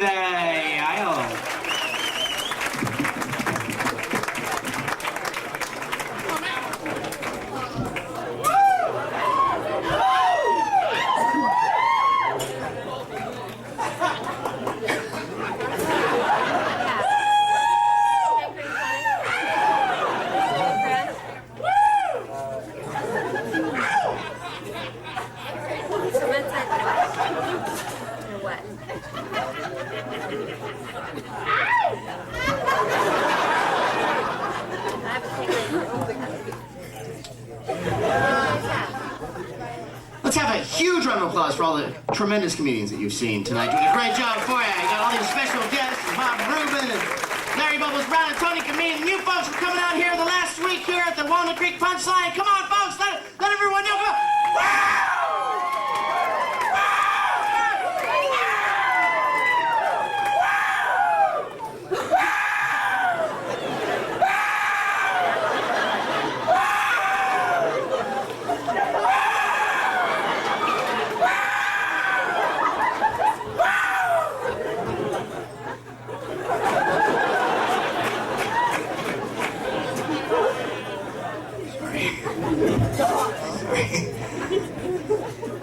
Ow. I really hurt myself, because that's really hard now. Can you see that? Look at that. Look at that, man. Look. You could tell the time. Look. Alrighty. What do you think? I actually got this at a second-hand store. Can you believe it? Someone wanted to get rid of this. It's nice because you can look like Elvis or you can keep pizza warm. It's pretty cool. It's got a dual function. And I can't keep it on anymore because it is sucking all the moisture from my body. All right. Well, how you doing? How you doing, folks? I feel good. Tonight I feel like a big bowl of yeah with a side order of mmm. 2 scoops of pandemonium. I have a new self-esteem right now, and I owe it all to a good diet, exercise, and spiritual fulfillment. Oh, and heroin. Do I forget heroin as well? Man, that stuff is amazing, isn't it? Where are the junkies? You rule, my brothers. Really takes the edge off the day, doesn't it? You ever curl up next to a hot spoon just at the end of the day? Just make it all go away. I'm gonna shoot that day right out of my vein. Who's with me? I think all drugs should be legal, don't you think? 3 people. All right. I'd like to talk to you a little bit later if I could, because it's been a long day. How about this? What if we mix the illegal drugs with legal drugs? Right? Excedrin, now with acid. My headache's gone, but now I can fly. Now pot should be legal, right? Pot? Good old pot? Good old pot. We all love pot. The Christmas pot. You guys have the Christmas pot? There's no mistletoe in my house. Just a nice big bud right over the fireplace. You know what I mean? It's nice. A little snogging and then a bag of Cheetos. That's what I say. Our president almost didn't get elected because he smoked pot badly, which I think that's sad, you know. We know that Clinton inhaled, right? He inhaled. I'm sure he got stoned. He went to college. That's what you do, you know? That doesn't make him a pothead, though. I don't think he's running around the White House looking for honey bears to make bongs out of. You know, I've never seen him fuck up a press conference. You know, I'd just like to say something about the whole Bosnian situation. Look at that weird-looking bird, Al. Look at that. God, I'm wicked tonight. I am, you know. I've been doing things that make Caligula stand on a chair and go eek. Ladies and gentlemen, my orgies are like the Special Olympics. Lots of drooling, but everyone's a winner. All right, some people laughing, other people going, I think that's a retard joke, isn't it? The guy's doing fucking retard jokes the last week at the Punch Line here in Walnut Creek, doing retard jokes. And why not? They're not here. If they were here, they wouldn't really understand anyway, would they? So let's have a laugh at their expense. Come on, folks. See, that's my worst fear, is that there's going to be someone that's only mildly retarded here, you know, just sharp enough to figure out that I'm fucking with him, you know? Hey, that's not nice! You're a fucking asshole! But I can deal with that, too, you know? You're not, get off this ditch! Ooh, pudding, thank you. See, I got it all worked out. I sense some of you resist me. You know what I always say. If you can't beat them, then they're not tied down properly. Did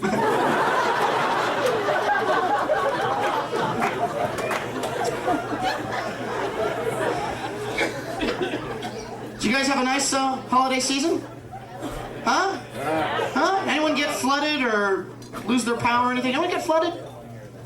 Anyone lose their house? You know, I feel sympathy for these people that lose their houses. You know, you see on the news, their house is gone.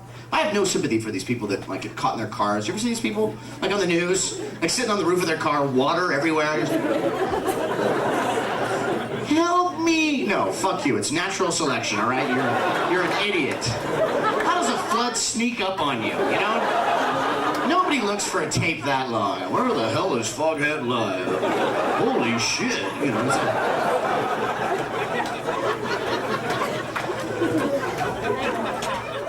I should talk to him. I'm a big fucking baby. I was without power. Did anyone else lose their power? I was without power for about like 24 hours. And it's amazing how quickly you revert to savagery. 6 hours without like cable or the microwave, and I'm naked in war paint chasing the cat with a potato peeler. Ah! The thrill of the hunt! You know. Lord of the Flies in my kitchen. You know. Oh yes, but Christmas. I love Christmas. I like Christmas fruitcake. Because it's wicked. Reminds me of the words of Oscar Wilde. Fruitcake is like semen. Oodles of it about, but nobody wants to swallow it. What a lovely Christmas message. You people are fucking dead inside.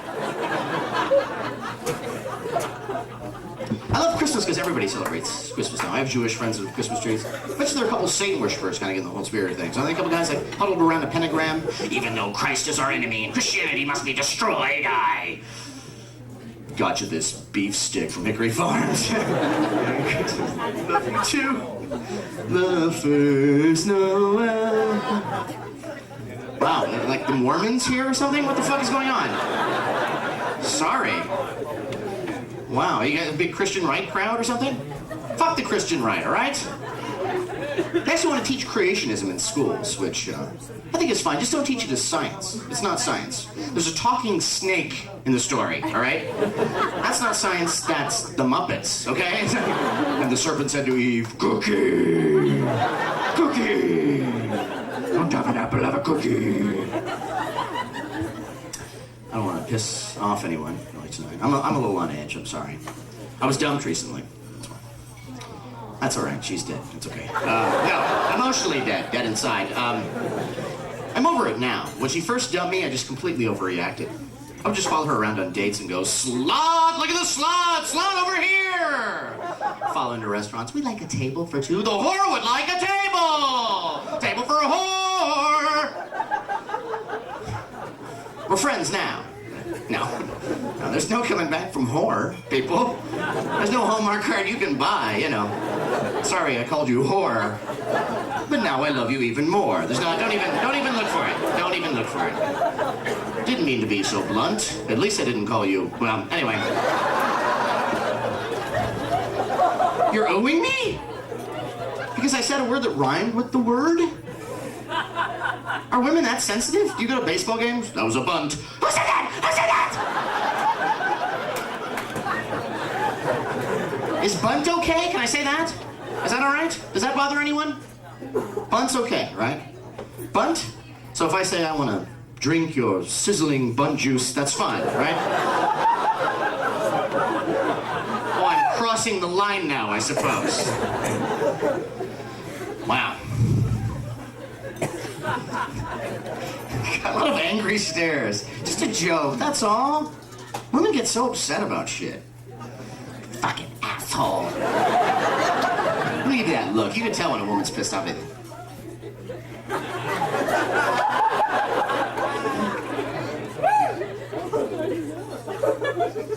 ever come home and, just see somebody just waiting for you, like that, just waiting in the doorway? Hi! I'd rather look right up Satan's asshole than ever see anyone give me a stare like that.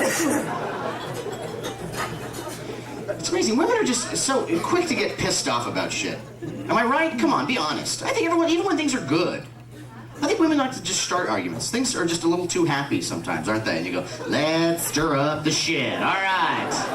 Let the games begin." I don't know how many arguments have started with this. If I was horribly disfigured in an accident, would you still love me? Now, what kind of question is that to even ask? Of course I'll still love you. I'll be having sex with someone else, but you, I will always. I'm not really attracted to horribly disfigured women. Are there men that are? You don't see, like, guys cruising the burn center. Could you send fresh bandages over to bed number 5?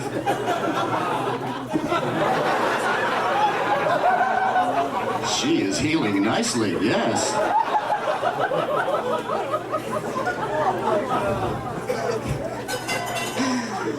Oh, yeah.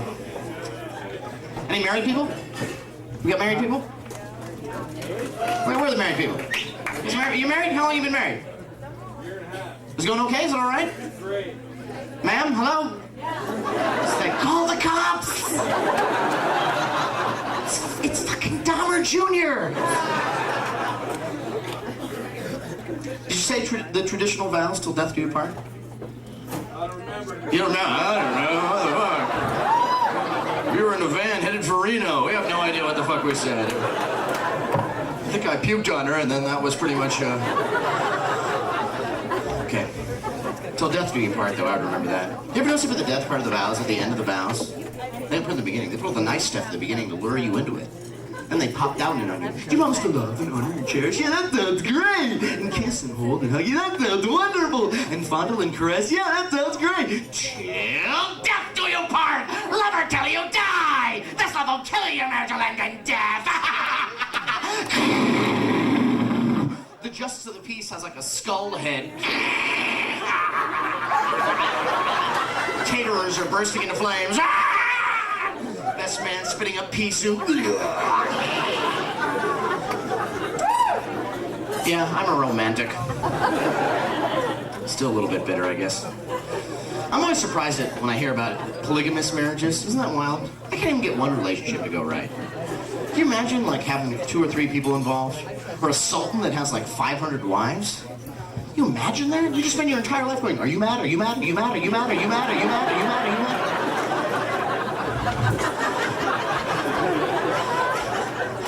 A nightmare. Anyone friends with their ex? Anybody?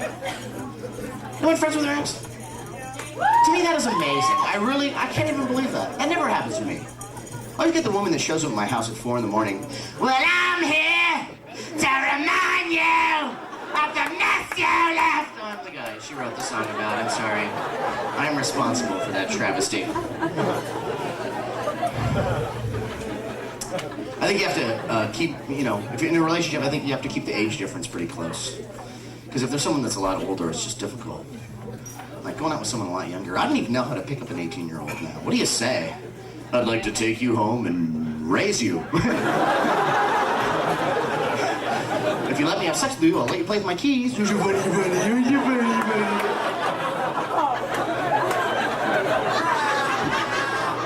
I've got your nipple. Okay. Take him to Chuck E. Cheese all the time. I love Chuck E. Cheese because it's wicked. Bad food served to children by rats. It gets me all homesick. Oh, yeah. I'd like to have kids someday. It must be tough being a kid, though. We actually live in an age where we blame crimes on cartoon characters. Beavis and Butthead, you're my child arson. Look, blaming Beavis and Butthead for some 5-year-old kids burning their house down is like blaming Pepe Le Pew for rape. Now, if you don't think that's funny, you've never seen a Pepe Le Pew cartoon. What a bizarre idea for a cartoon for kids about a horny rapist skunk who rapes cats. He doesn't even bother with other skunks. He's like the first woodland deviant. Every cartoon he would like molest some cat in French. Trying to get away. How do you explain this to your kid, He just likes the cat, Timmy. I don't know what to tell you. Skunk loves a cat, you just gotta ask your mother. I love cartoons. I never liked Yosemite Sam, though. Because he's like the first cartoon redneck. I kept waiting for him to make a mistake in one of those cartoons, Oh, rabbits. And Jews, too. What was that? What? What'd he say?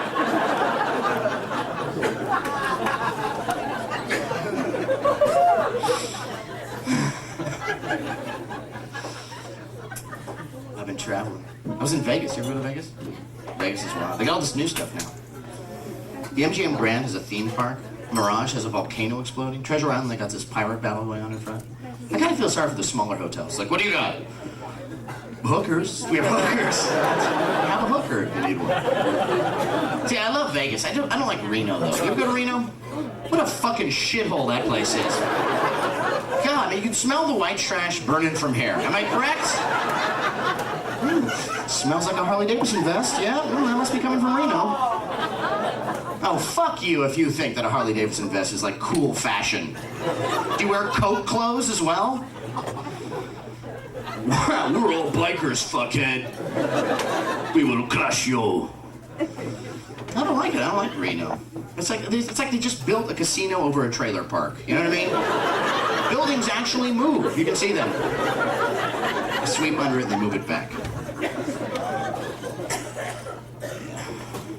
Although I did find in Reno, I think the worst strip club in the world.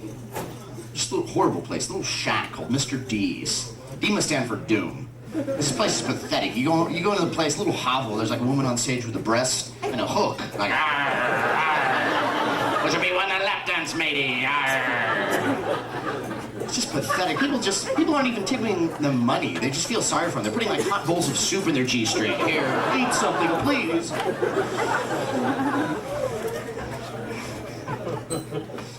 Although we have a great place in San Francisco. We got this place called the Lusty Lady. They have shows that start at 8:30 in the morning. Believe that? 8:30 in the morning. Now, if you're not a garbage man or a paper boy, you really shouldn't be at a strip club at 8:30 in the morning. You're not really getting the cream of the crop of strippers. Ladies and gentlemen, welcome to the Early Bird Show here at the Lusty Lady. Our first performer of the day is a 46-year-old mother of 10.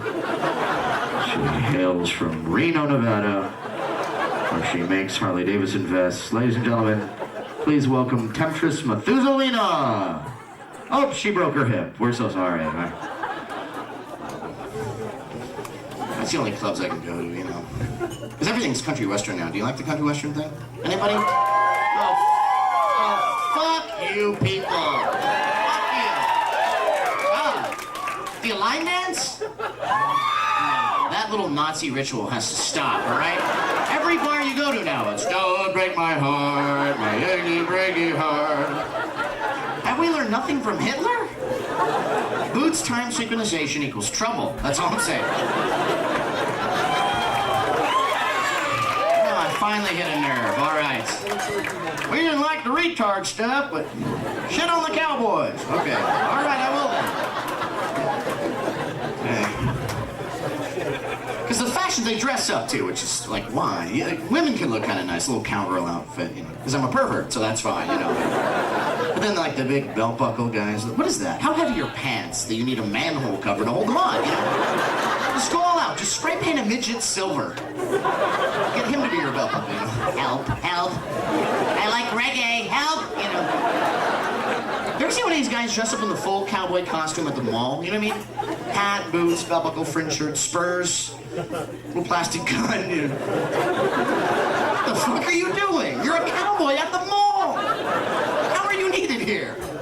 Is there an Orange Julius Rustler loose? Is there a stampede at the Foot Locker? What the fuck are you doing?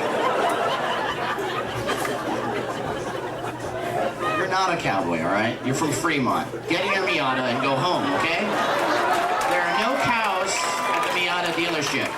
You need cows to be a cowboy, okay? And your big fat ass doesn't really qualify. I shouldn't talk, though, because I was into some dopey music. Kiss? I love Kiss. Kiss was great. If you don't know Kiss, let me explain it. 4 guys dressed up like monsters playing heavy metal. And when you're in junior high school, that fucking rocks, right? And I had friends that had the nerve to go, what are their songs like? Shut up. They spit fire. Is there no pleasing you? I was in their fan club, which I thought was really cool. It's called the Kiss Army. You thought you were great. Yeah, man, I'm in the Kiss Army. In the Army with Kiss. Which is ridiculous, because we're never going to call you for anything, you know? We just declared war on ABBA. We need you. Come on. Put on my makeup and platforms. Wait a minute. Partridge Family. I always kind of felt sorry for the Partridge Family, you know?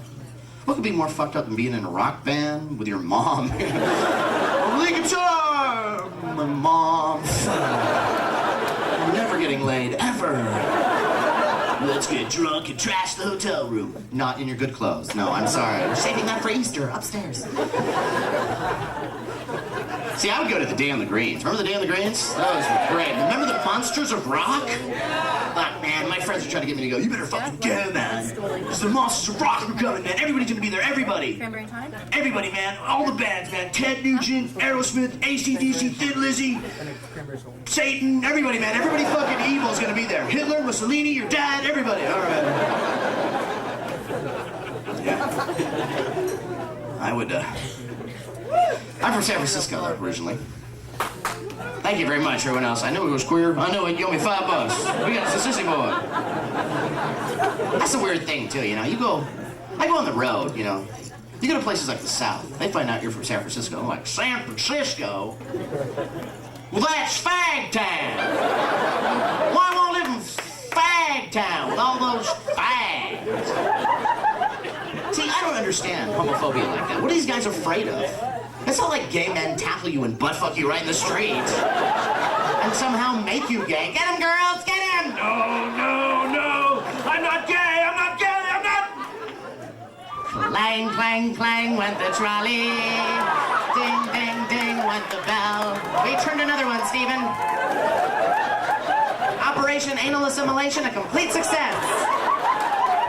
A whole new world. You guys have been great. Thank you very much. Thank you. Like Ed Wood, get Shorty all over Johnny Carson's Tonight Show. Please welcome the king, Bobby Slayton.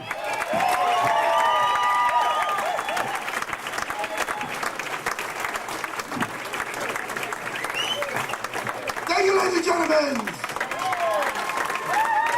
Thank you for being so patient. A long night, listen to all this bullshit. I bought that guy a beer. You know why I bought you a beer, sir? Because I see you're not having a good time. I see you're not having a good time, and I don't know what it is. You might not like these other comics, I understand. I don't like these other comics. He's mad. This guy's mad, but I understand. And you're mad, I am mad. You're upset, I'm having a shitty night too. You think you're having a shitty fucking night? I'm having a shittier night than you're having. And let me tell you why, my friend. Oh, this guy's a psychopath. Let me tell you why. Because I just had a fight with my wife. You're mad, but you're my... See, your girlfriend, look at the girlfriend. Yeah, your girlfriend's not mad at you. Let me just tell you what happened with my wife. First of all, I came up here tonight. You know, the Punch Line's closing on Sunday. All right, they're going out of business. They call me a Bobby. Well, they're not going out of business. There's landlord bastard, right? The lease, like 1,000%. She said, Bobby, look, you know what? You will come up. We'll do a final weekend. You come up. You do one show. You know, we're not going to pay a lot of money. I said, all right. You know, the Punch Line's been so great to me. I'll come up and I'll do this. I've had a very long week. Then tonight, I called my wife between shows. Me and the wife just have a giant fight. What's happening tomorrow is Saturday. I'm going to Vegas. Not a joke. It's actually happening. Go to Vegas to host the Porno Academy Awards. All right? Which, to me, is like the coolest fucking thing of all time. It is porno stars getting up and accepting awards for being porno stars. And my wife doesn't get it. She does not understand why I like porno. My wife will not like porno in the house. I happen to like porno. The reason I've never cheated on my wife in 8 years of marriage is because after my show, as horny as I get, I go right back to my room, have a couple of cocktails, I go back to my room, and I turn on that dirty movie channel. Spice, Spectrovision, you know what I'm talking about. Every hotel in America has that dirty movie channel. And it's like $9.95 to watch an adult film, which is a ripoff. But the great thing is, they give you a 2-minute preview free, which is all I need. I mean, after a minute and a half, I'm zipping up and looking for ESPN. I'm not even close to spending $9.95. So the wife says to me, you know, I don't understand why you like porno. It's disgusting. That's why I like it. But you know, these women that have fake tits. That's another reason I like it. But they don't make love, they just fuck. That's another reason I like it. That's what I want to do. I want to fuck you at the TV on and go to sleep. I don't want to make love and drag it out. You know, that's what, you know, women, and you know what, you're on dates tonight, and I don't want to alienate you people, but that's the way it is. Women want to make love. That's why my wife never wants to just have sex. I want to have sex. That's all. I don't want to make love. And my wife doesn't get that. You just want to fuck? Don't you want to make love? Don't make a salad while I fuck you. I don't care what you make. Do your nails. Just keep yourself busy for a minute. I'll be with you in a second. Oh, it's like holding and snuggy and get the fuck off of me. We had you like a mental patient in a stroud. Get off of me. Oh, we already made love. Get away from me. Oh, it's like talking after sex. You know, women don't get it. You never talk to me after sex. I talk to you before sex. That's why I talk to you, to get sex. My plan worked. There's no reason to keep talking to you. Do runners keep running once they cross the finish line? No. I'll talk to you tomorrow when I'm horny again. Oh, man. Oh, like I'm the only guy that feels that way. Come on, you guys know exactly what I'm talking about. It's like foreplay. Oh, like, you know, foreplay's not natural for a man. You think the cavemen had foreplay? No. What did the cavemen do? They hit him over the head, they dragged him in the cave, for a minute, and that was it. Went out with their friends, high-five, sniffed their fingers, looked for dinosaurs. Oh, tell me how much you guys love foreplay. Tell me before you masturbate how you sit there for an hour. I'm not ready yet. I'm getting wet.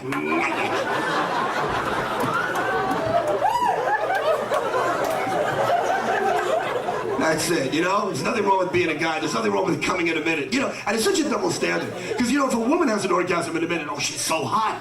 She just fucks and comes. A guy doesn't. Oh, it's premature ejaculation. Bullshit, you beat her. You won. Let her catch up to you. She's never going to get better, fellas, unless you set a level of excellence. Give her something to shoot for. Don't let women give you that shit. My last boyfriend did it for like an hour. Well, he had a problem. It took him an hour to come. You made me come in a minute. I like you. It's like having sex twice in a night. I don't want to have sex twice in a night. I did it. It's done. It's like eating. It was a good dinner, I don't want to eat again. It was a great movie, I don't want to watch it again. And you're a great lay, I don't want to fuck you again. I want to watch TV, I don't want to go to sleep. I mean, women, you can do it again because you don't have to do anything. If you're not in the mood for sex, you can still have it. You lay there, you make a few Jerry Lewis noises. The guy thinks you're having the ride of your life. I can't do that. I just shot 30 million of my men out of the battlefield. I gotta regroup, make battle plans. My troops take a very heavy hit.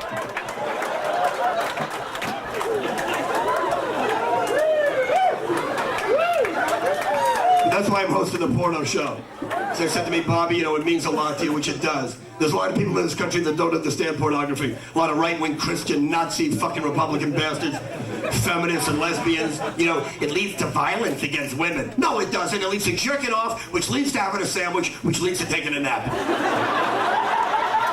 I hate to tell you ladies, but after a guy beats off, the last thing that we want to do is hurt anybody. We're lucky we get our fat asses off the sofa to find the remote control. The guys that don't masturbate, they go nuts, and that's a fact. You look at all those Arab countries, those Iranians and Iraqis and Syrians and Lebanese, they're crazy motherfuckers. And why are they so crazy? Because according to the religion, they don't masturbate, they don't drink, they don't dance, they have no fun at all. The women have to dress up like beekeepers. I wonder nobody's getting laid over there. How are you, my friend? Is that your girlfriend? Where's your girlfriend?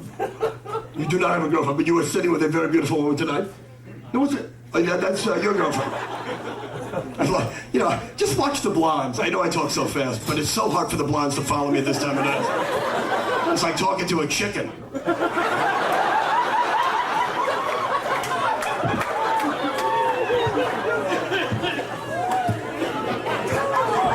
I used to nail so many blondes before I got married. All he needs is a shiny object to distract him for a second. It's like shining a flashlight into the eyes of a deer. Just catch him off guard with a compact mirror. Look, it's Tinkerbell. Ah, what happened? You're a very hot blonde. Is that your boyfriend? Yes, it is. What's your name, my friend, with the hat? Tony. Nice fucking hat there, Tony. Nice hat. It's amazing to me what guys wear. I mean, I'm not Mr. GQ, but you look at some of you guys. So you know why? That's why Christmas. I don't understand why women seem to think that they have such a tough time shopping for guys. And it's not just my wife, it's every woman in this room. Every holiday season, I don't know what to get him. What do you mean you don't know what to get him? Come on, girls, you buy a guy anything, he'll wear it. You can buy a guy a bozo costume and tell him how great his butt looks in the big red and white stripes. Believe me, he'll wear it. You like something, a guy will wear it. It's so easy to shop for a fucking guy. You ever see a guy shopping for himself? Men have no idea how to buy their own clothes. Black guys know how to dress, and gay guys know how to dress. And black gay guys, they're the best. I am talking about your average dorky white guy. Like that shirt, with your plaid shirt.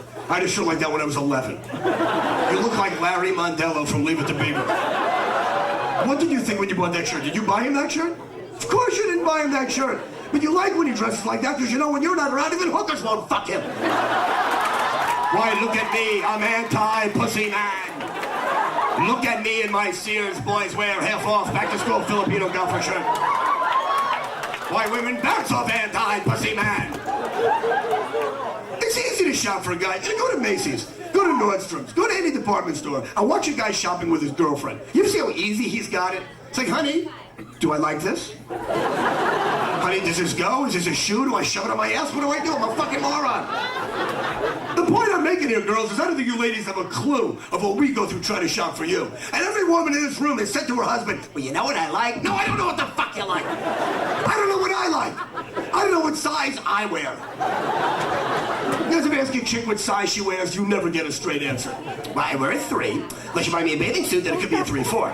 Well, sometimes the top's a 3, the bottom's a 4. Sometimes the bottom's 3, the top's a 4. Now, if you buy me a skirt, or a 5'6", or a petite, sometimes a small. Unless you buy me a sweater, then I like them big, so get me a medium. Unless it's cotton, then it shrinks, I take a large. Now, a lot of times, if you go to Victoria's Secret, it's different than the Gap, because my panties are not the same size as my jeans. Now, sometimes, see if you buy me a bathrobe when it's wintertime, like wool instead of terry cloth, but in the spring, see, I like the lighter colors, with less down, but the darker colors for winter. Now, sometimes, what do you wear, every fucking size? You ladies with your sizes and your colors, guys don't give a rat's ass what you're wearing. We just want to go. Don't you understand that men are in a hurry? That we don't live as long as you do? That we just want to fucking go? That if you want to dilly-dally around in the bathroom playing with your hair, you have that kind of time. You want to try on 20 different costumes before you leave the house, you have that kind of time. You want to write a $3 check in the supermarket, oblivious to the fact that people behind you might have a life, you got that kind of time. You want to take a half an hour to parallel park, you have that kind of time. You want to do 55 miles an hour on the left lane of the fucking freeway holding everybody up, you have that kind of time. You want to take 2 days to come, here's a towel, I'm watching Letterman. I'm done! I'm done! I'm done! Oh, I'd love to make it come. I have no more feeling in my jaw. Got so much of that spermicidal shit in my mouth, I'm talking like Lou Ferrigno. Did you? I can't connect that.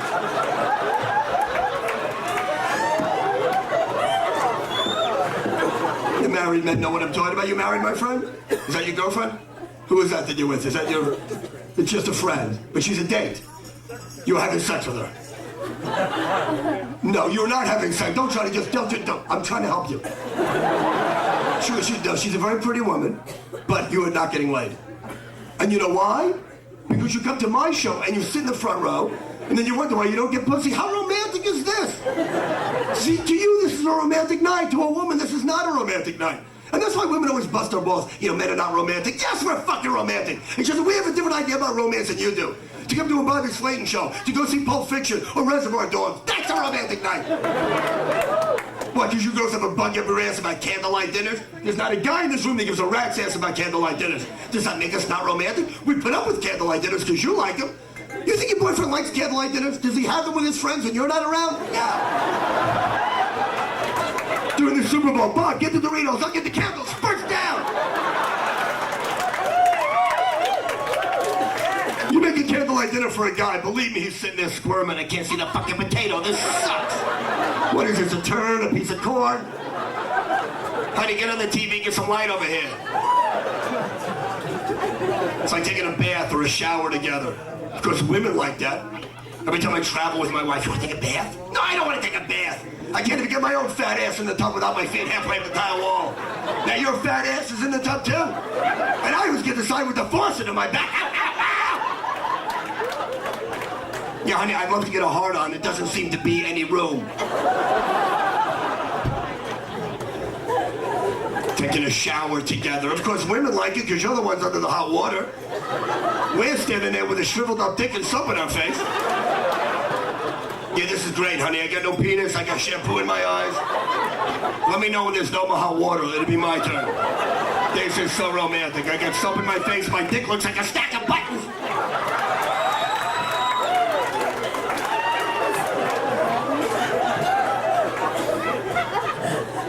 Oh, man.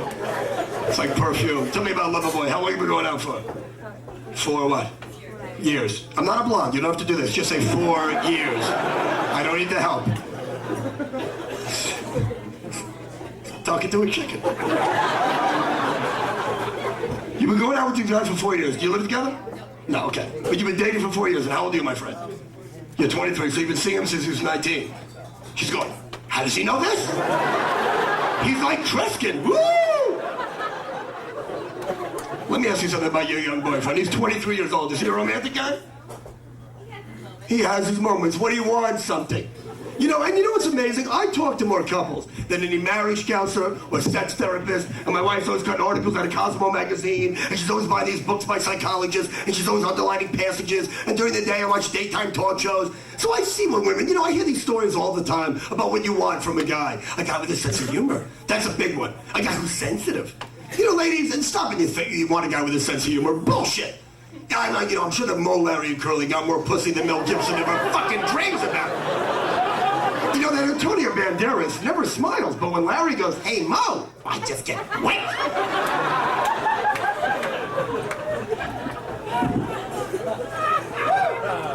It's all right, kid. Just make yourself at home. Guy with a sense of humor, a guy who's sensitive. What's a sensitive man? What, a guy that'll talk to you? A guy that likes theater and opera and ballet and museums and garage sales and kitty cats and antique shows? A guy that likes to cook? You want a guy like that? They're all over the place. They're called homosexuals. Marry a gay guy, you'll be very happy. You don't have to fuck him and you can share sweaters.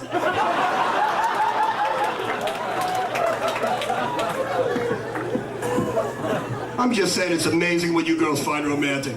You know, it's like this Christmas, I buy my wife perfume. And she says to me, you always buy me the same perfume. Because you know what? I don't know what to get her. They all smell the same to me. I hate to say that, but I don't think I'm the only guy that feels that way. Perfume is perfume. And you know, she's always cutting those little perfume samplers out of the magazine. What about this? I guess, what is that, Newsweek? You get it, it's fine. It smells like the other fucking magazine. I don't know. You want to smell good for a guy? Put some of that ballpark hot dog juice in your crotch. Oh, yum, yum, eat 'em up. Now you're talking. You put some sauerkraut down there at 3 o'clock in the morning, you watch how fast he wakes up.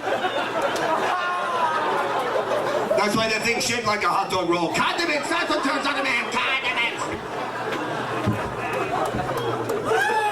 Not that Victoria's Secret bullshit.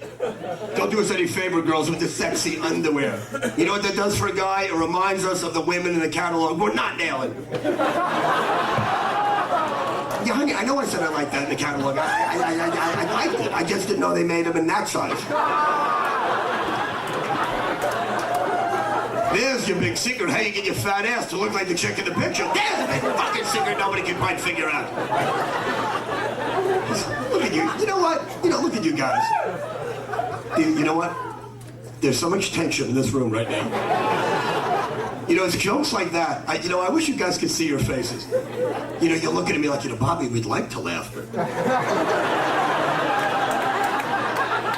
You know what? This is the hardest thing about my job. It's not making guys that are mad laugh, and it's not dealing with drugs, and it's not traveling on the road. You know, the toughest thing about my fucking job is making women laugh and making guys laugh when they're with women. You know, if there were no women in this room, any one of you schmucks could do this. To make 200 drunk guys laugh at midnight doesn't take any big talent. Hey, fellas, pull my finger. And every one of you schmucks would be on the floor. A couple of 4-letter words, a few homo jokes. This is good, this is good. He says fuck and homo. You guys know what I'm talking about. You know how hard it is to make a woman laugh. How many times you guys hear a great joke at work or school or in the golf course, and every guy you tell it to is dying. And you get home and you tell the old lady, I don't get it. That was not funny, that was mean. All right, all right. Then you girls want to know why we don't talk to you. And there's not a married guy in this room that doesn't hear that on a regular basis. You never talk to me. And then when you talk to him, what do you get, fellas? We don't get along. Do you want to get along? Or do you want me to talk to you? Because if I talk to you, we're not going to get along. Do you want to get along today and talk tomorrow? I'll meet you halfway. All I'm saying, ladies, it's not that guys don't want to talk to you. Don't you understand that if the guy works all day that he doesn't want to talk? And he certainly does not want to talk about his day. He worked. It sucked. Well, how was your day? Fucking sucked. Why? Because I fucking worked, that's why. Do you want to talk about it? No! I don't want to relive my day. I want to watch TV. I want to see the kids. I want to read the paper. I don't want to discuss my day. Want to hear about my day? No! Fuck your day! If I don't care about my day, it's still you have a fuck about your day! Oh my God. All I'm saying is that being a guy, for the most part, I know what makes men laugh. Not this guy. That's the guy. I know what makes guys laugh. Making guys laugh, like I said, is no big deal. You know what the funniest thing is? The funniest thing that a guy could ever say, and I mean the funniest thing, funnier than me, funnier than Robin Williams, and Lenny Bruce, and Richard Pryor, and Abbott and Costello, and the Three Stooges all rolled up into one ball. And there's not a woman in this room that understands how great this is to be walking down the street and see somebody step in dog shit. Now, I don't know when the last time you fellas saw this, but even if you were 5 years old, you remember that day as one of the finest afternoons of your life. Somebody stepped in shit. 3 weeks ago, I was in Miami right before Christmas. I went to do an anti-drug benefit. You ever do drugs, kid? You've never done drugs. You're 23 and you've never done drugs. What? No, he's not a liar. It's a pussy.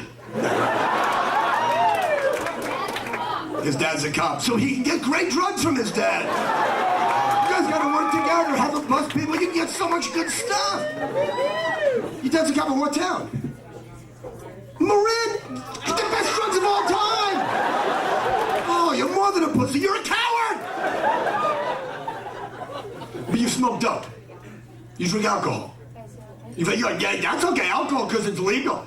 You know how much that would be without a little bump? And look, I'm 40 years old. People look at me and go, Bobby's coked out of his mind. I used to be. I can't do that anymore. I cannot do cocaine. I'll do it if you got it. I don't buy it.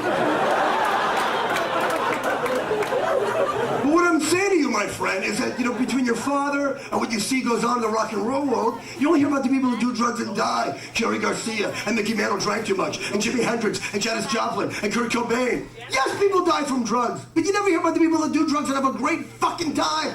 Look at Keith Richards from the Rolling Stones. How great is that guy doing? And people talk about he looks like the living dead. He's 52. He does more drugs, makes more money, and gets more pussy than everybody in this room put together. Let's see you do that at 50 fucking 2. When my dad was 52, he couldn't get out of the bathtub without his balls dragging on the ground. He never did drugs. He never made money. He never got pussy. He farted, he smoked cigars, and he ate Velveeta cheese. All right? And he came out of the shower with his underwear up to his fucking neck with his testicles hanging out like the tailpipe from an old Chevy.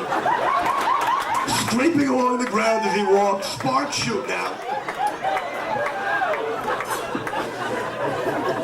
Look, all I'm saying is you should try drugs. Because you don't have to drink so much. Have a little, joint, a little... What's that? He chooses what? Of course he chooses, but I'm saying just try. It's like your mother said, try the broccoli. I made it a new way. You don't have to finish the broccoli. It's the same thing with drugs. Don't get scared by the propaganda. That's all I'm telling you, young man. You're 23, Potsy. Just listen to me. What do you think, your head's going to be like the frying pan and the egg? Is that what scares you? The frying pan and the fucking egg? That's not going to happen to you. Kind of a lame-ass ad campaign was that, a frying pan and an egg. You want to scare a young man away from drugs, you don't show him a frying pan and an egg. You show him a big penis and say, this is your dick. This is your dick on coke.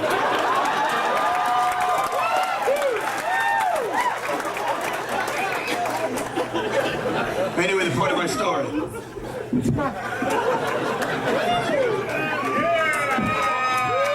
Point of my story.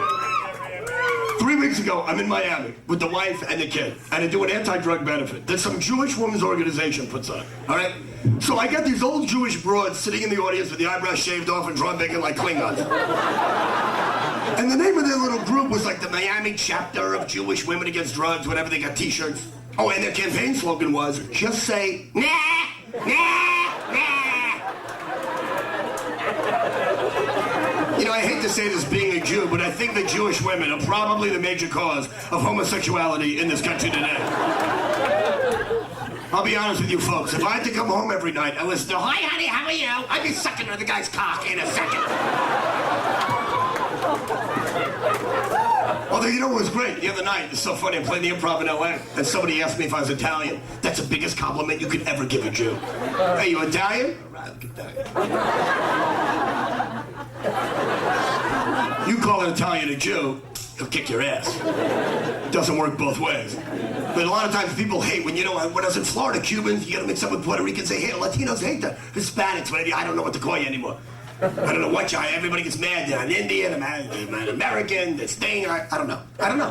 Everything's fucking not politically correct. Asian people hate it when you mix, what are you, Chinese, right? Chinese, right? See, I knew that. But I wasn't sure, it was a guess, but... What's your name, man? Yeah, you, what are you? Jeanette, what? Wing? Wong, okay. Wing, wong, bing, bang, ooh, yeah. That'd be something you get like a whole table of Chinese. Ching, chang, bing, bang, ooh, bing, bong. Stop that. You're just encouraging me. Stop that. Just because I'm an asshole, you don't have to bring yourself down to my level. Let me ask you, speak Chinese? You do. See, now to me, I cannot make fun of you because you speak Chinese. I mean, I talk fast. At least I end sentences. Even in Chinese, it's like they talk till they run out of breath. Take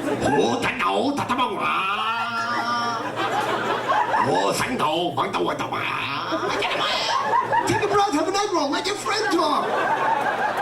What kind of a language is this? What if we talk like that? You see the Giants, bottom of the ninth. What happened?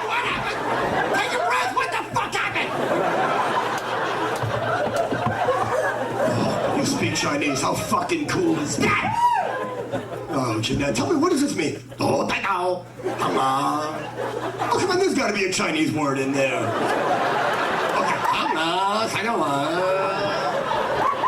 don't fuck with me. This guy, I said nothing. You do that for a couple of minutes. Chinese has to come out sooner or later. Oh, my God. Actually, you know what? Let me back up for a second. Because you know what? A lot of Caucasians don't understand this, Jeanette. This is true. That with Chinese, there's different dialects, right? Like English is English. Although somebody's from London and somebody's from America, there's different spellings, there's different pronunciations, there's different words. But for the most part, it's the same alphabet and it's the same language. With Chinese, and a lot of people don't know this, that there are different dialects. That if you speak Cantonese, somebody else speaks Szechuan, you don't understand each other, right? So there's like Szechuan, there's Cantonese, there's Hunan, Mandarin, takeout. There's like a lot. What do you speak? What dialect? Cantonese. See, I speak Mandarin, which I am very good at, which means nothing to you.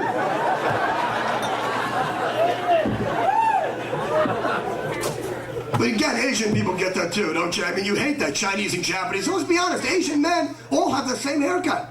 It's hard to tell Asian guys apart. I mean, in America, you go to a barbershop, there's a million hairstyles on the wall. What do you got in a barbershop in China? 100 pictures of Mo? Hey, come here. You want what kind of haircut? You Mo? Mo? What kind of haircut you want? What kind of Mo? Oh, you tough customer. Okay, a Mo? P-Rose? Mo? And I'm not saying the Chinese and Japanese look alike, but you don't. And you don't sound alike. You know, Japanese is a beautiful language, but it always sounds like they're constipated. Where Chinese is the exact opposite, right? Chinese sounds like you're having something shoved up your ass. One's going out, one's coming in. They're not even close.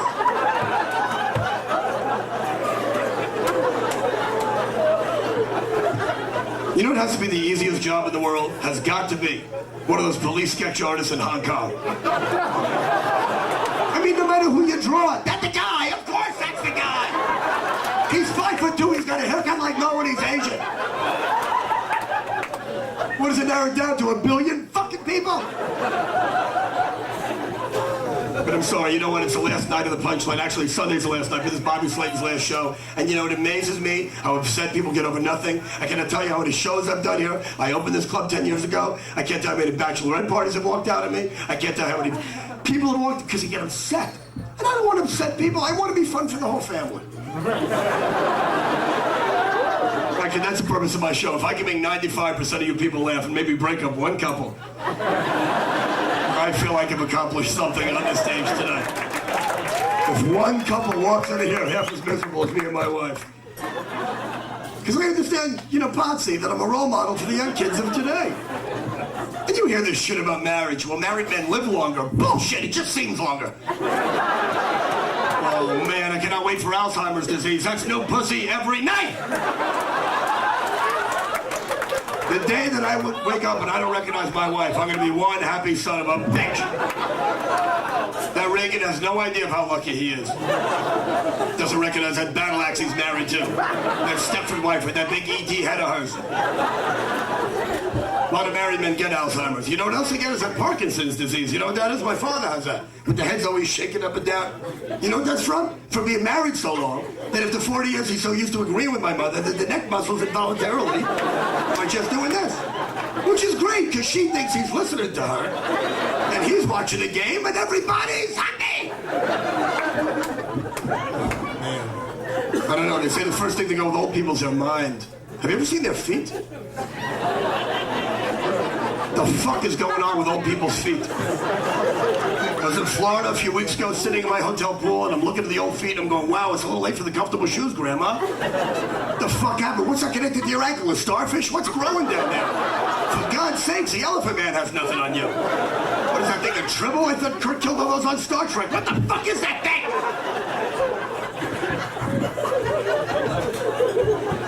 Wow. Anyway, back to my story. Are we ready for the big story? We are ready for the story. What? Oh, he doesn't speak English. Oh, you should. Are you serious? This is a great place to bring him. You know, we have somebody visiting from Tanzania who doesn't speak the language. You know, there's Americans that can't follow Bobby Slayton. Why do we take him to a comedy club? A little English though, right? You understand beer?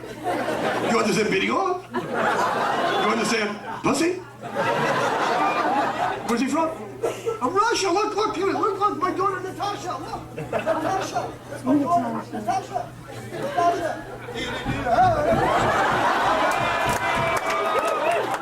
You should have said something. I'm like an international star. I can entertain him from another land. Russia, of course. Well, you stand in line for potatoes and vodka and you wipe your ass with rocks. No wonder you're not happy. Don't even try to explain it to me. Why did you tell me that earlier? But why did you bring him to here? To see this? Why? What are you doing? No, he's from another country. They like dancing fucking bears and shit. Didn't you see Siegfried and Roy, the two homos with the tiger? That's for him, not this. Now I feel better. I'm so... All right, relax.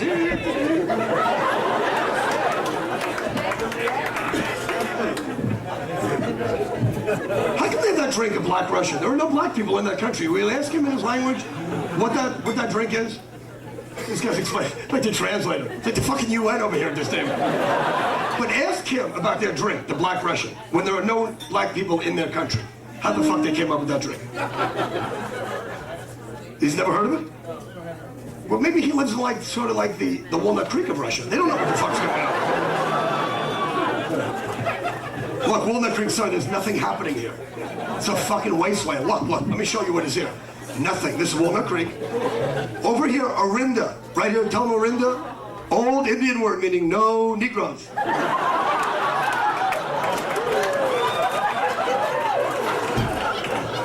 It's amazing. This whole area, 510, they really screwed you guys because it used to be 415. I'll never forget this. A friend of mine, I just started a new business out here. He started a printing company. The day that he started his printing company, he made a new stationery, he made all this stuff, and they started, 510, he had printed up his new 415 stationery. And the same thing happened to me. I lived in 213. They changed me to 310. All my friends live in the Valley, which is 818. Southern California is 714. You go to 408 is down in San Jose. It's like, you go to Oakland is what, 911? It's confusing is what I'm saying. Where are my black friends tonight? Any black people here? Where are my Yeah, some black people. God bless you. You know why? Because a black guy got upset the first show I did like a black joke. You know what? And you know what bothers me? What really bothers me is I love Def Comedy Jam. It's a stupid show, but they make fun of the white man. I like that. Make fun of the white man. And you got these Latino comedy shows, and they make fun of the white man. And you got all these women comics who make fun of their husbands on TV. Jay Leno, this motherfucking pussy. Leno helped get me on the Tonight Show with Johnny Carson. I remember in the old days, hey, Slayton, we got to get you on the show with Johnny. Let me talk to him. So he gets me on the show with Johnny, and I do a couple of Johnny loved me. And Jay the next day calls up Johnny, yeah, Slayton, I can't believe you let him get away with that racist. So now Jay has a show and won't put me on because he doesn't want me making fun of people. Women comics go on and make fun of their husbands. There are gay comics, they make fun of straight people. What I'm saying is that if a white, straight guy makes fun of anybody, it's racist, it's sexist, it's not politically correct, and we can't do that anymore. You make a movie white men can't jump, no problem. Make a movie black people can't shut the fuck up in a movie theater. Oh, forget about it. And look, I'm not saying that racism doesn't exist in our country. I'm not going to trivialize it. I know it's out there. But when I pick up the newspaper, and in 1 year there are 3 stories about Denny's restaurant being anti-black, I said, whoa. You gonna tell me that Denny's is anti-black? Have you been in a Denny's? Everything's black. The toast, the potatoes, the pancakes. And a goddamn thing that fucking shit all that ain't black. Did you see that thing on Entertainment Tonight last night about the Mexicans? Last week they're picketing ABC TV. Next week they start with NBC, and then they go to CBS. They're mad because in LA, who programs all the TV shows, there does not enough minority programming during prime time. What are you, out of your mind? You got Cops? You got America's Most Wanted? You have that Highway Patrol show? There's plenty of Mexican shows on TV. Shut up. Let me tell you something, ladies and gentlemen. I'm not a racist guy. I live in LA. I live in the Mexican part of LA. It's called LA. I'm just saying it's enough. It's enough. We don't need more people in this country. I've had it with all these goddamn immigrant groups. I've had it with all these Humane Society people bitching about the bone marrow from a monkey given to a guy who's dying of AIDS. Fuck the monkey. Fuck every animal. God forbid my kid gets sick. Knock on wood. I would kill every fucking animal, take their eyes out. My kid's got a stomach ache. Fuck every goddamn horse and animal. Fuck every animal. You cure my kid. Guys on death row. Take their body parts. Why can't we take them? They're gonna die anyway. Take their body parts. Take their marrow in their eyes. Take everything from those rat bastards. And then that other hippie asshole, that Tim Robbins makes that movie, Susan Sarandon, about Sean Penn on death row. Would you fuck these guys? Everybody wants to feel sorry for them. He was abused as a child. Well, then kill his parents too. Forget the electric chair. Have a giant electric couch. Put him in a big family hot tub and kick in a radio. What's wrong with you, Grandma? Get your fat ass in there! Oh, sorry. I don't think I'm alone in this. In Russia, great country, they just kill people all the time in Russia. Tell him that. Tell him how good that is. You tell him. That is good they kill people. Bang, bang, you tell him. Good, they kill people. Yes! You agree with me? Yes!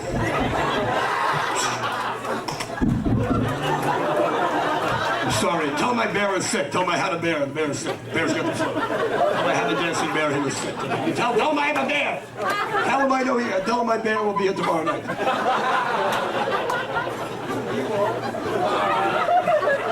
But in Russia, they don't put up with shit, right? Crazy people get the death penalty. In America, crazy. I love that retarded people. He's crazy. He's retarded. He doesn't know what he did. Fine. Then he doesn't know we're gonna kill him. The guy's that crazy, put him in the electric chair and tell him it's a ride. Oh. Yeah, I'm sorry, I get no patience for fucking assholes. A couple of months ago, that 80-year-old woman, and she goes to McDonald's and she fills a hot coffee in her crotch. You know what? I don't even have a joke for this. I'm amazed it went to court. I'm even more amazed that she won. I mean, first of all, Grandma, you're 80 years old. I would think at your age you would know better than your fucking pussy as a coffee caddy. Retarded old broad, you moron. It's amazing to me. It really is. And again, I look at the young people. Let me tell you something, Potsy. Now that your girlfriend's going to the bathroom, I gotta talk. Once you go, I gotta talk to you. Because you, my friend, you can learn so much from what I have to say. That it's okay to be a guy. It's okay to come in a minute. I've explained everything to you. The guys don't live as long as women. That's why we're in a hurry. It's okay when it comes to shopping, when it comes to sex. You have to understand it's okay. It is okay to be a guy. See, that's why guys do certain things. My wife doesn't understand why I'm going to the big porno convention this weekend. She doesn't get it. Why are you doing this? Well, first of all, they're paying me. Number two, I like porno. It's disgusting. That's why I like it. That's why. There's nothing wrong with porno. You know what? I have no time to get into this. But, I just happen to like it. Keeps me faithful to my wife. That's what I'm doing, because I look at the people I love. How long have you been going out? For what? How long? Almost 20 years. You're married, right? Of course you are. You have kids? You have no kids after 20 years? What, are you shooting blinds? No reason I'm asking. No, but did you? What's that? A lot of practice. No, because how do you do that? Tell the young people. What's your girlfriend on the pill, right, Potsy? She's on the pill. While she's gone, how pussy whipped you? Just tell her. We won't tell her. Just on the pill. Shh. Okay.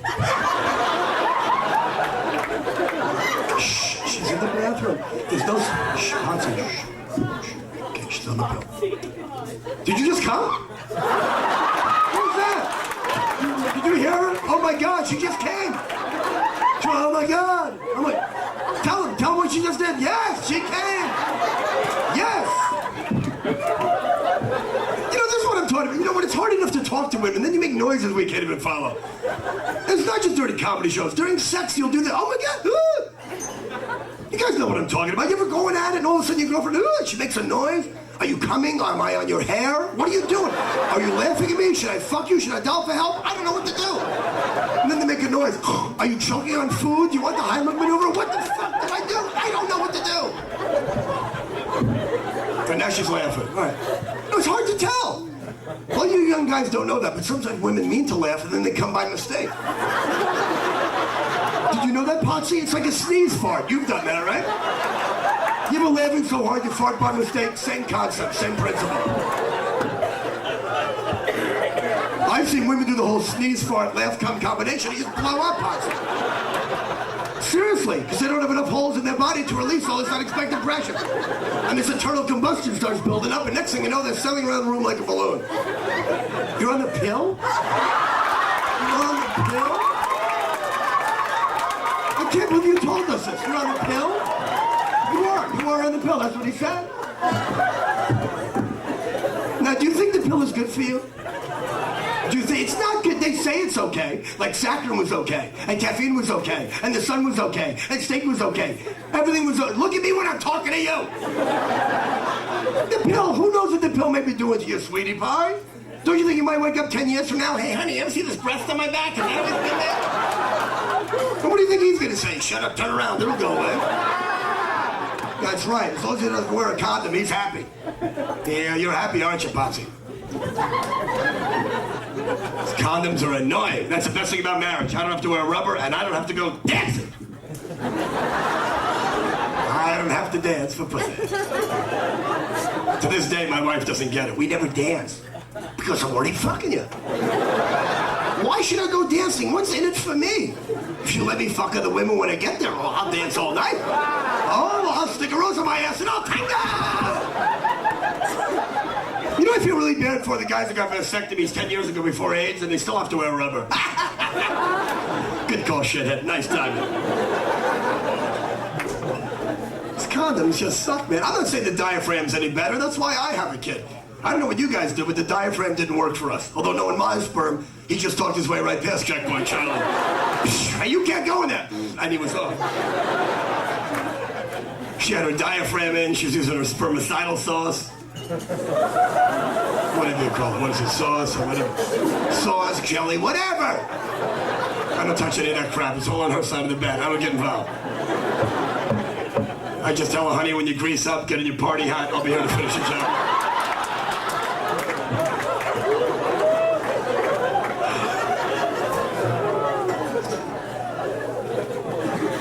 How you doing, Miss Wong? Hanging in there, baby? This is such a great crowd. I just wish I had this all night. You know, it's funny, the first 20 minutes, you actually were not a good crowd. They finally got you. Oh, man. I cannot tell you the memories I have of this club. I can't tell you the last time a bachelor party. You know what? I've been doing this club for 10 years. I've been doing stand-up comedy for 18 years. I've had maybe 100 bachelorette parties that have come to see my show. Fucking giggly little broads with their fucking stupid little blue drinks with the umbrellas and their balloons. And they come to see a comedy show and they're appalled by my act. I have seen one bachelor party in this club. Because guys don't do that. Bachelorettes do that. You go to a comedy club and you get a limousine and you put your head out the window and you split your little drinks and you get your check and who had this and I had that. You had the watermelon. But yesterday you had French fries, but you owe me $1 because the day before, remember? We went to the laundromat and I gave you 50 cents. I know, but the day before that you got your car washed and I give you $1 for wax. I know, but you owe me 20 cents. You sit here at a fucking comedy club watching a comic, and where's your little boyfriend, your little fiance? He's at his fucking strip club eating cake out of a hooker's pussy. Explain that to him, he'll love that joke. Eating cake out of a hooker's pussy. You don't get that in Russia. Only in fucking America I am, my man. Hoo-ha!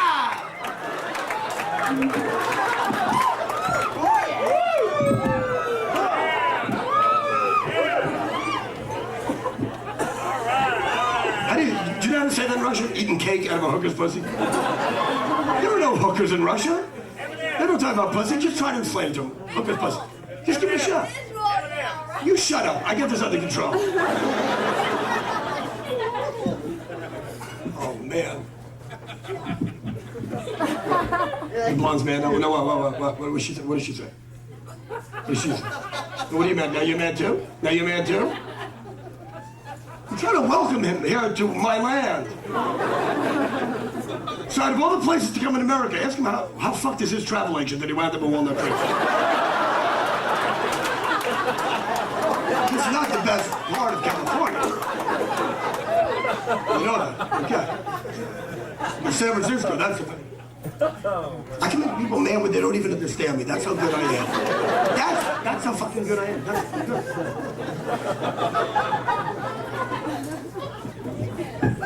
Natasha, that's my kid. How Russian is that?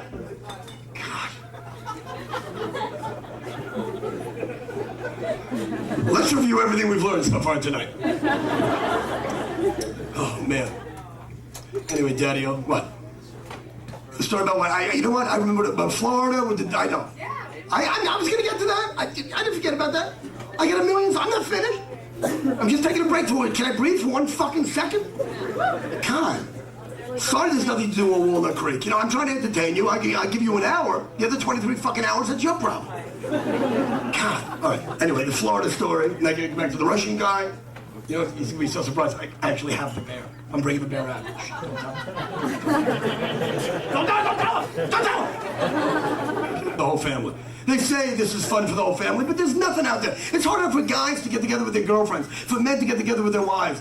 Between that, get together with your wife and a husband and a child, there's not a lot that you can do as a family. Because you want to know something? Being a comic is the only time that I get to see movies that I want to see. Because I want guns, I need tits, I want monsters, I want Pulp Fiction, I want Reservoir Dogs, I love Freddy Krueger, I want psychopaths, I want Christopher Walken, I like Dennis Hopper, I like black guys with guns and Uzis. That's a fucking movie!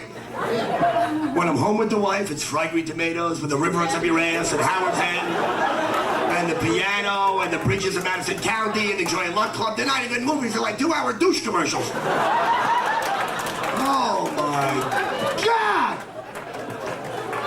It's like the other night, this is great, the other night my wife and I finally saw, it was on HBO, I think like 3 nights ago, The Hand That Rocks the Cradle. I'm sure you've seen that, Rebecca De Mornay, the Harlequin babysitter. I've never seen the movie, it's on a few nights ago. We're watching the movie, and after it's over, it's like midnight, I'm going to bed. My wife says to me, "You just gonna go to bed after watching that movie? It didn't bother you?" I said, "No, why would it bother me?" She's mad. I don't know what I did. I didn't fart in bed, I didn't pick my nose, I made a popcorn. She's fucking mad about something. I said, "Yeah, I watched the movie, I'm going to bed." You know what she says to me? "It amazes me that you have a wife and a child. How many times have we traveled with you? How many times have we gone to different cities and stayed in new hotels and left our child with a complete stranger that we've never met before? And you watch a movie about a psycho babysitter and it doesn't upset you? Did you watch the movie?" I said, "Yeah, did you watch the movie? She took care of the kids. She wanted to fuck the husband and kill the wife. That's everything I'm looking for." How come I never get that kind of sitter? Ever, ever, ever. See, that's why, girls, the things that you find romantic, Valentine's Day, and you get your panties in a bunch when guys don't want Valentine's Day off on our calendar. Let's be honest, it's not our day. Women, you're the ones getting the stuff. Flowers, jewelry, dinner, candy, perfume. What do we get? Nothing. We get to pay for this stuff. Well, what they do? I'm not mad, I'm just jealous because we don't have a day. If we had a day like blowjob day, when we just got head for no reason whatsoever. Well, honey, I know you're mad at me, but it's blowjob day. Come on, the banks are closed, there's no school, everybody else is observant. Come on! You'll see when you get married, Potsy. Where are the married men? Any married men here tonight? Yeah. How long have you been married for? 4 years. You know what I'm talking about, my friend? Oh, she hits him. But you know exactly. I know you can't admit it now, but you know what I'm. When was the last time you got head? Thank you. I rest my case. You're looking at your watch. I mean, from your wife. When was the last time you got head? Well, you have to, I guess, watch House of the Month. One of those digital things. Yeah. You know what I'm talking about. You get married, your car insurance goes down, and she don't. And don't tell me I'm wrong. Don't tell me I'm wrong! It's a bad thing that you don't get head? What are you talking about? Look, you know what? My wife is exactly the same way. She thinks she gives me head. Why do you say that? You still get them. Yeah, well, you still get flowers. Now, shut up. Flowers are not like blowjobs. You can't compare them. I'm not comparing them. I don't get a dozen at a time. I'm not comparing anything. Matter of fact, you know what? I got this idea from the airlines because I fly so much. I want to share this with you people. My wife and I actually have a frequent blowjob program where the more head I get, at the end of the year, she gets to cash it in for valuable gifts and prizes. It's like a little incentive program, boys. That way, when you go to the mall and you walk by a jewelry store and they bust your balls, I don't get pearls. Oh, I never get head. Look at the last month's statement. Come over here. Come over here. Take a look at December, a very poor performance month. So that's why women don't understand why the guy you grant went to a hooker, because hookers know what they're doing. That's why I love porno so much. And I tell my wife, watch a dirty movie, they'll show you what to do. It's like a how-to video. These women know what they're doing. It's their job. That's why they're called blowjobs. It's a fucking job. I'm very serious. That's why I think a lot of you women don't like to give them, because you don't want it subliminally. It's a job to you. It's a job. You're working. I really believe that. It's not your fault. We should have had a better name for them. We should have called them Blow Vacations. Come on, honey. You've been working too hard. Get under the blanket. You need a blow vacation. Come on down. Come on. You need to get away. Come on. I'm here to help you.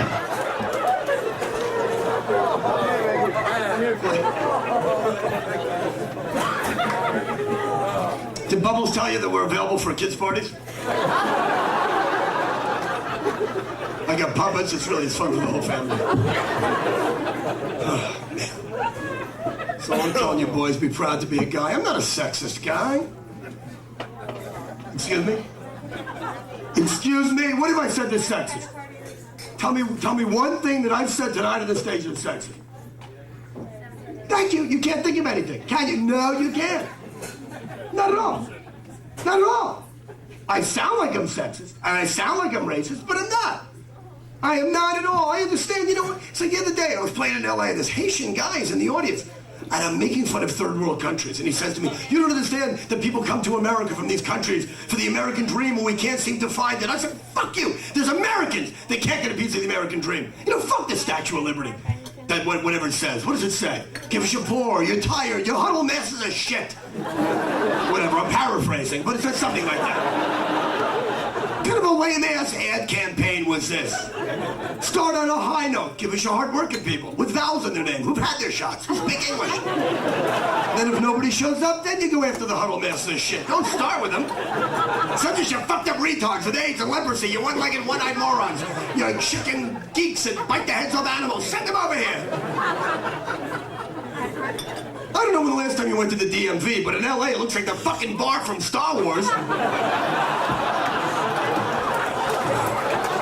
What do you have, 3 dots on your head? What are you, some of the Klingon Pakistani mix? Where are you from? And again, I don't mind people come from other lands, but they expect something from America. You know what this Haitian guy says to me? He's so mad. I said, what's your problem? Why are you so mad? And you know what he says? He says, I've been in America for 10 years, and I can't get a good job. And I said, well, what do you do? And very nicely, very nicely, you know me? I said to the guy, what do you do? And he says, I drive a cab. And I said, and what do you want to do? And you know what he says to me? He goes, in Haiti, I was a doctor.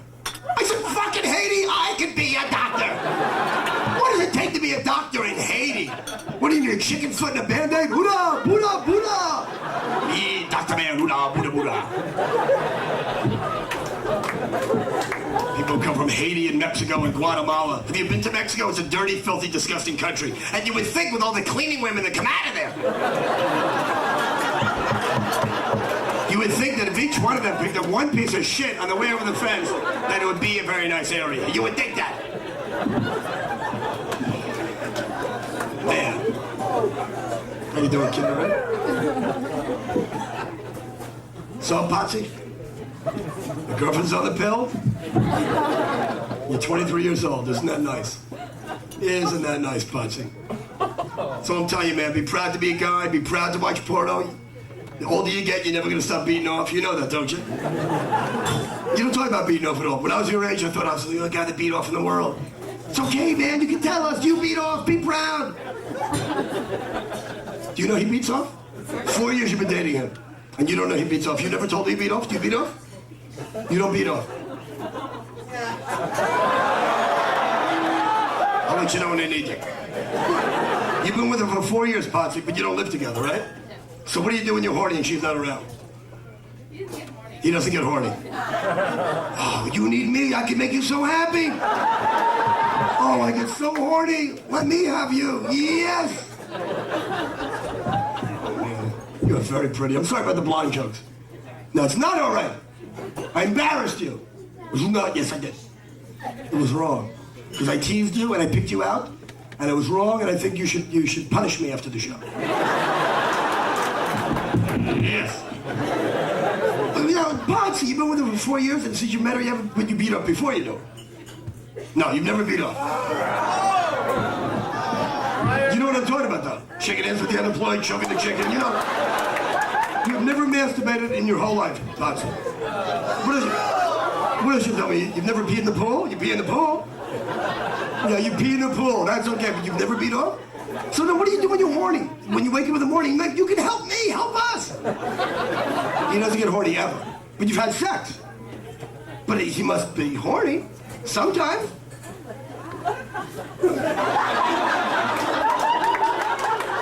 Potsy. What I'm saying, when you were a young man, you would wake up in the morning sometimes with a hard on. That's happened, right? You've never woken up with a hard on. You've had a hard on. I'm asking him. Don't ask me. You have had a hard on in the morning. It's easier talking to Rosa Lopez than these days.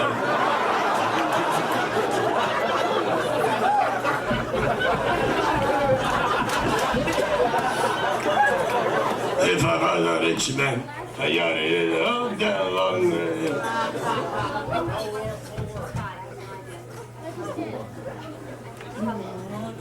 You can talk to her, but you can't talk to me. So you've woken up with a hard on in the morning. Answer the committee, yes or no? Yes! All right. So you're gonna tell me you've never been in the shower washing up, going, it's dirtier than I thought. Ah! Oh, my penis never gets as dirty. You have never masturbated. You've never made yourself have an orgasm. Wow, how cool is that? Are you religious? You believe in God? You believe in God? Who do you believe in? You believe in God or who? Do you like Jesus Christ? Is your mother still alive? Can you say, Jesus Christ, if I've ever beat off, I want you to kill my mother the most painful way.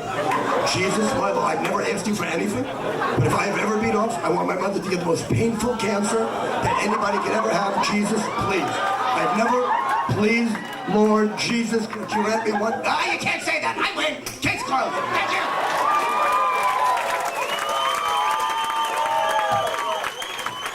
I have won my case. Once again, Bobby Slayton has won his case. And better than Perry Mason. Thank you, my friend. But you should try beating him off. I'm just saying that if you don't beat off, you're gonna go fucking nuts, man. It goes back to the dinosaur days. Look at the Tyrannosaurus. He had hands. He couldn't even reach his dick. How mad was that guy? Potsy, every fucking dinosaur was getting along, and here's this guy going, I got hands. I can't even reach my dick. I'm eating everybody. I'm eating fucking everybody.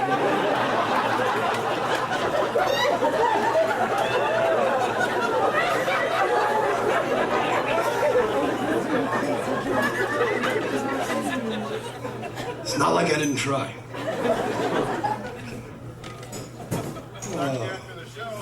What's that? No, talk to me. I'm sure. Can't wait to talk to him. Not a sexist guy, man. My wife thinks I'm sexist, you know, and this is not a psychiatrist's couch, it's a comedy club. I went to a shrink a couple of months ago. The insistence of my wife to find out why I'm so angry. I said, I'm angry because I'm married to you. I got a shitty little house in LA. I got a kid that wakes me up at 7 o'clock in the morning. I'm pissed. I get no rest. I am pissed all the time. But I'm not a sexist guy. And you know what I found out? And this is true, Potsy. It's too late for me, but I want you to take this information with you wherever you go. That I found, I swear to God, I spent a month in therapy and $1,000. You know what the shrink told me? It was a female, it was a woman. She told me that if a man wants to become a better person, a more happy human being, a better father, a more compassionate guy, and a better husband, you have to find your female side. Have you guys ever heard that? It's not a gay thing. Every man has a feminine side. Did you know that, Potsy? It's your caring side, your nurturing side, your understanding side. And if a man can find his female side, you'll become a better person, a better, more productive member of society. And if they're a month in therapy and $1,000, you want to know something, my friend? I found my feminine side, and it turns out I'm a cunt. I'm a fucking cunt! Look at you girls, you thought I was opening up, I reeled you right in. Gotcha!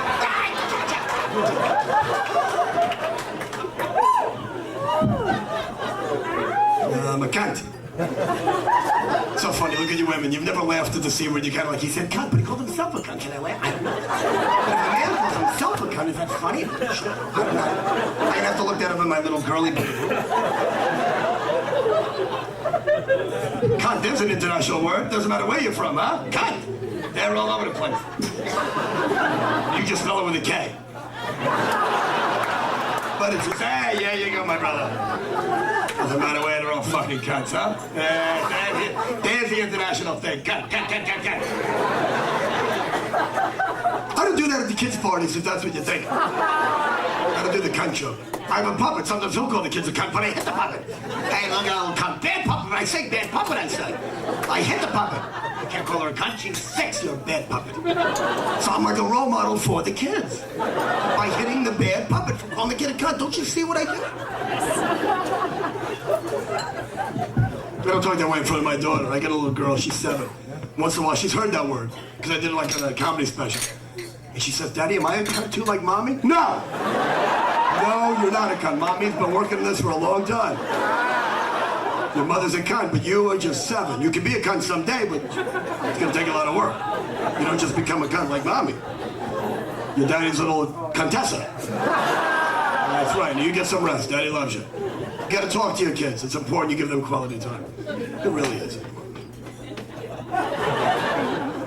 I know women, you hate the word. Why do you hate the word? You hate the word because you know once we use it, we win the fight. You can't top the C word. Doesn't matter what you say to a guy, you're a dickhead. I know. The guys talk their way to each other. Hey, cocksucker, what's happening? I fucked your sister. All right, there's nothing you can say that'll hurt us. Hey, I fucked all your friends. You're a cunt. I'm melting! I'm melting! Checkmate.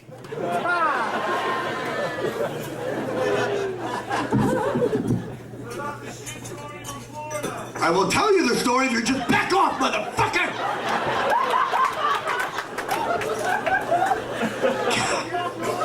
You are relentless. I am in Florida with the wife and the kid 3 weeks ago. We're going to see Toy Story. And as we're about to walk into the mall, a guy steps in dog shit. I am dying. This is the funniest thing that I could ever see. That is the funniest thing that a guy could ever see, is to see somebody step in shit. My wife doesn't get it. We're gonna be late for the movie. I said, honey, I'll see the movie again. It'll be on video. I'm sure I'll see the movie 80 times like I saw Beethoven and Free Willy. I will see to it. I'll meet you in the theater. I must watch this. This does not happen that often. This is like Haley's Comet. Every 70 years, a man steps in shit. And my wife is busted. What are you, like 5 years old? And my daughter's like echoing her mother. Yeah, what are you, 5 years old? What are you, like 5 years old? I said, don't you two broads get it? The guy stepped in shit. We did not step in shit. Now, right there are 2 reasons to laugh, and you two are not taking advantage of either one. And since it was Miami, it's like 100 degrees outside, so it's that good creamy yogurt-like shit. You guys know what I'm talking about. You know the kind that's not coming off with a stick.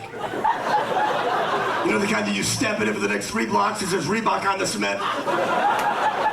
So in case you lose the guy, you can follow the shit print and catch him and tease him some more. I'm laughing so hard, milk is coming out of my nose. I haven't had milk since I was 9. That's how great of a moment this was. There's Bob Rubin at the bar. Bob Rubin's going, how come I walk 200 people and Slayton's so much more offensive and only 4 people walk? How come I walk 196 more people than Bobby Slayton? And yet he makes more money and I walk all the people. How come Bobby can't walk the people that I walk? He tries, but he can't. I am the king of walking people. You are the king, bro. Fucking king. Wish you would have been up. Time anymore with my new national television show that I'll be working on. Are you doing a show? What is that show? Same show I have. Me and Ruben will be doing the same show. That show. It's gonna be fucking great. I'm gonna be the new Seinfeld. Then why do you call them blow jobs? You don't blow on it. What kind of job is this? Who are these people that blow on the job? And Ruben's gonna be my Kramer. He's gonna come and go, fuck it. It's so fucking great. Why do you call them cunts? Who are these people that are cunts? It is a country, yet you can say tree on TV, but you can't say cunt. You can say cunt tree. You can be in a tree, but you can't fuck a cunt. Who are these people that can't say cunt on television? Such a great... I'm not giving away any more room. That's it. That's our pilot episode. It's gonna be fucking killer. Anyway. And you know what? We're syndicated around the world. And we will translate for you eventually. Just don't hold your breath. This guy reminds me so much of my wife. This is exactly what my wife looks like. But she has a better mustache. Hey, she's Italian. Guinea broad. I love her in the bed. All right, anyway, while we're out of here, did I meet my contractual obligations? I said 45 minutes, we're up here for an hour. Oh, God, what a brutal show. All right. I can't, you know what? I I would love to stay, but you know what? It is 1 o'clock and there's so much going on here in the East Bay. I got so much to do. You don't have to buy me nuts. Don't try to be my friend. You dance with white people, okay, Mr. Bennett? Just keep going, Juba. Can you dance for us? Yes, sir. Gonna see Miss Liza. Gonna go to Mississippi. Oh, I hate my job so much. But you want to know the funny thing is I'm as pussy whipped as any guy in this room. This is what I do to be a guy. You know, when I go home on Monday morning, I get up at 7 o'clock in the morning, I take my kid to school, I make her lunch, I make her breakfast, I walk the dog, I pick up the dry cleaning. This is my little macho outlet. This is all I fucking have from going crazy. And you want to know something? And that's why you women have to understand why guys do what we do. You know, whether we watch football, or play baseball, or tell dirty jokes, or smoke cigars, or get tattoos, or grow beards, or drive fast. We have to do something to prove to you, to our friends, and to ourselves that we're still a fucking man. Because we know! Once we go home, we have no power over anything. Which is why we never let go of the remote control. That's all I have left! Why do you keep changing channels? It's annoying. I know. I was watching that. Well, now you know. That's what I'm telling you, girls, is that guys do things to be guys. Why do you think we smoke cigars? Do you think we like them? It's a fucking repellent. We're trying to watch the game. When you walk in the room, we can't shoot it with bug spray or mace. That's assault. We light a cigar. Oh, I hate this. I'm leaving. Yes, mission accomplished. Hey, you go to the Midwest, men ice fish. What is that all about? How much do you have to hate your wife to get up at 5 o'clock in the morning to drive in 30 below zero weather to fish in a fucking hole in a frozen lake? These are guys with severely dysfunctional family lives. That's all I'm telling you, women, is that guys do things to be guys. We don't want you around. You don't belong there. That's why men become firefighters. And then you become a firefighter and you just fucking everything up. You know? And if you ever watch the news, there's a story once a year about a woman firefighter. And she's suing the fire department because men are telling dirty jokes and men are smoking cigars and guys are scratching their balls. What the fuck do you think guys do when they're with other guys? Female firefighters. How the hell did they get ready in time?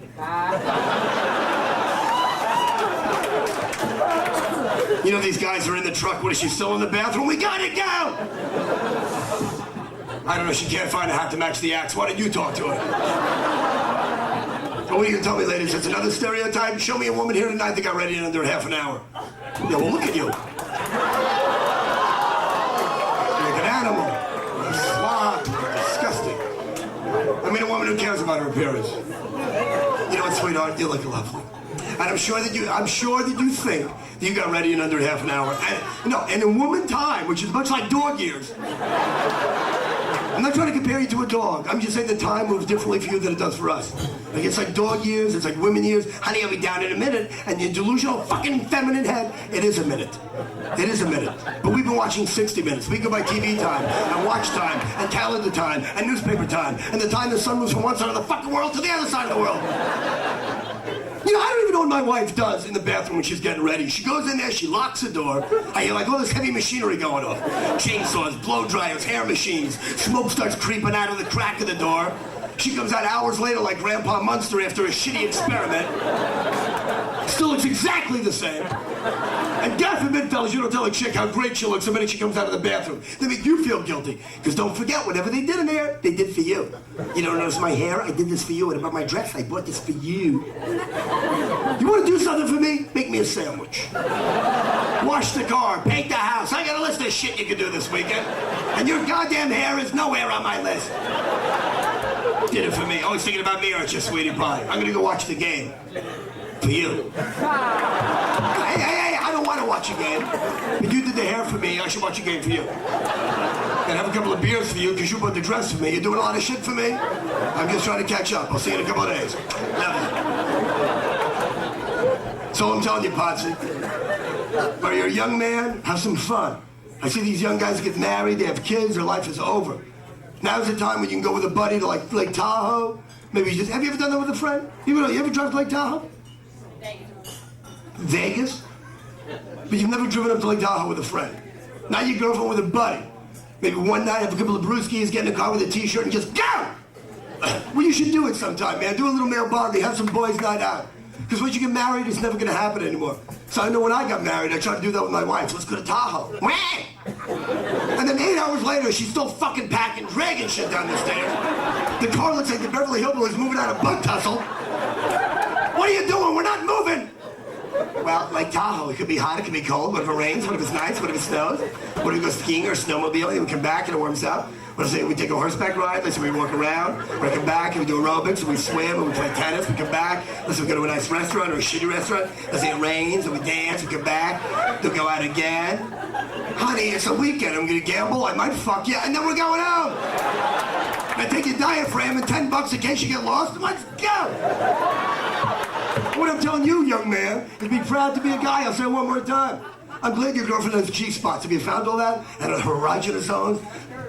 Ask her. No, I'm asking you because you don't even know, do you? Because they have all this shit.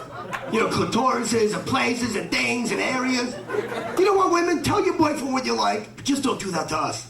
Because we don't like when you nibble on our ear and you get the fuck out of the noise. Tickling my ass. Get the fuck out. What are you, a bug? Get the fuck off of me. You want to turn me on, touch my dick. That's what I like. I like my dick.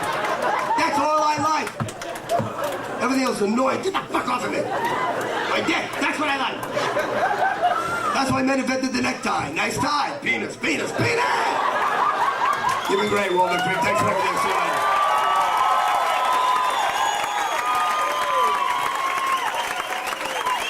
Bobby Slayton.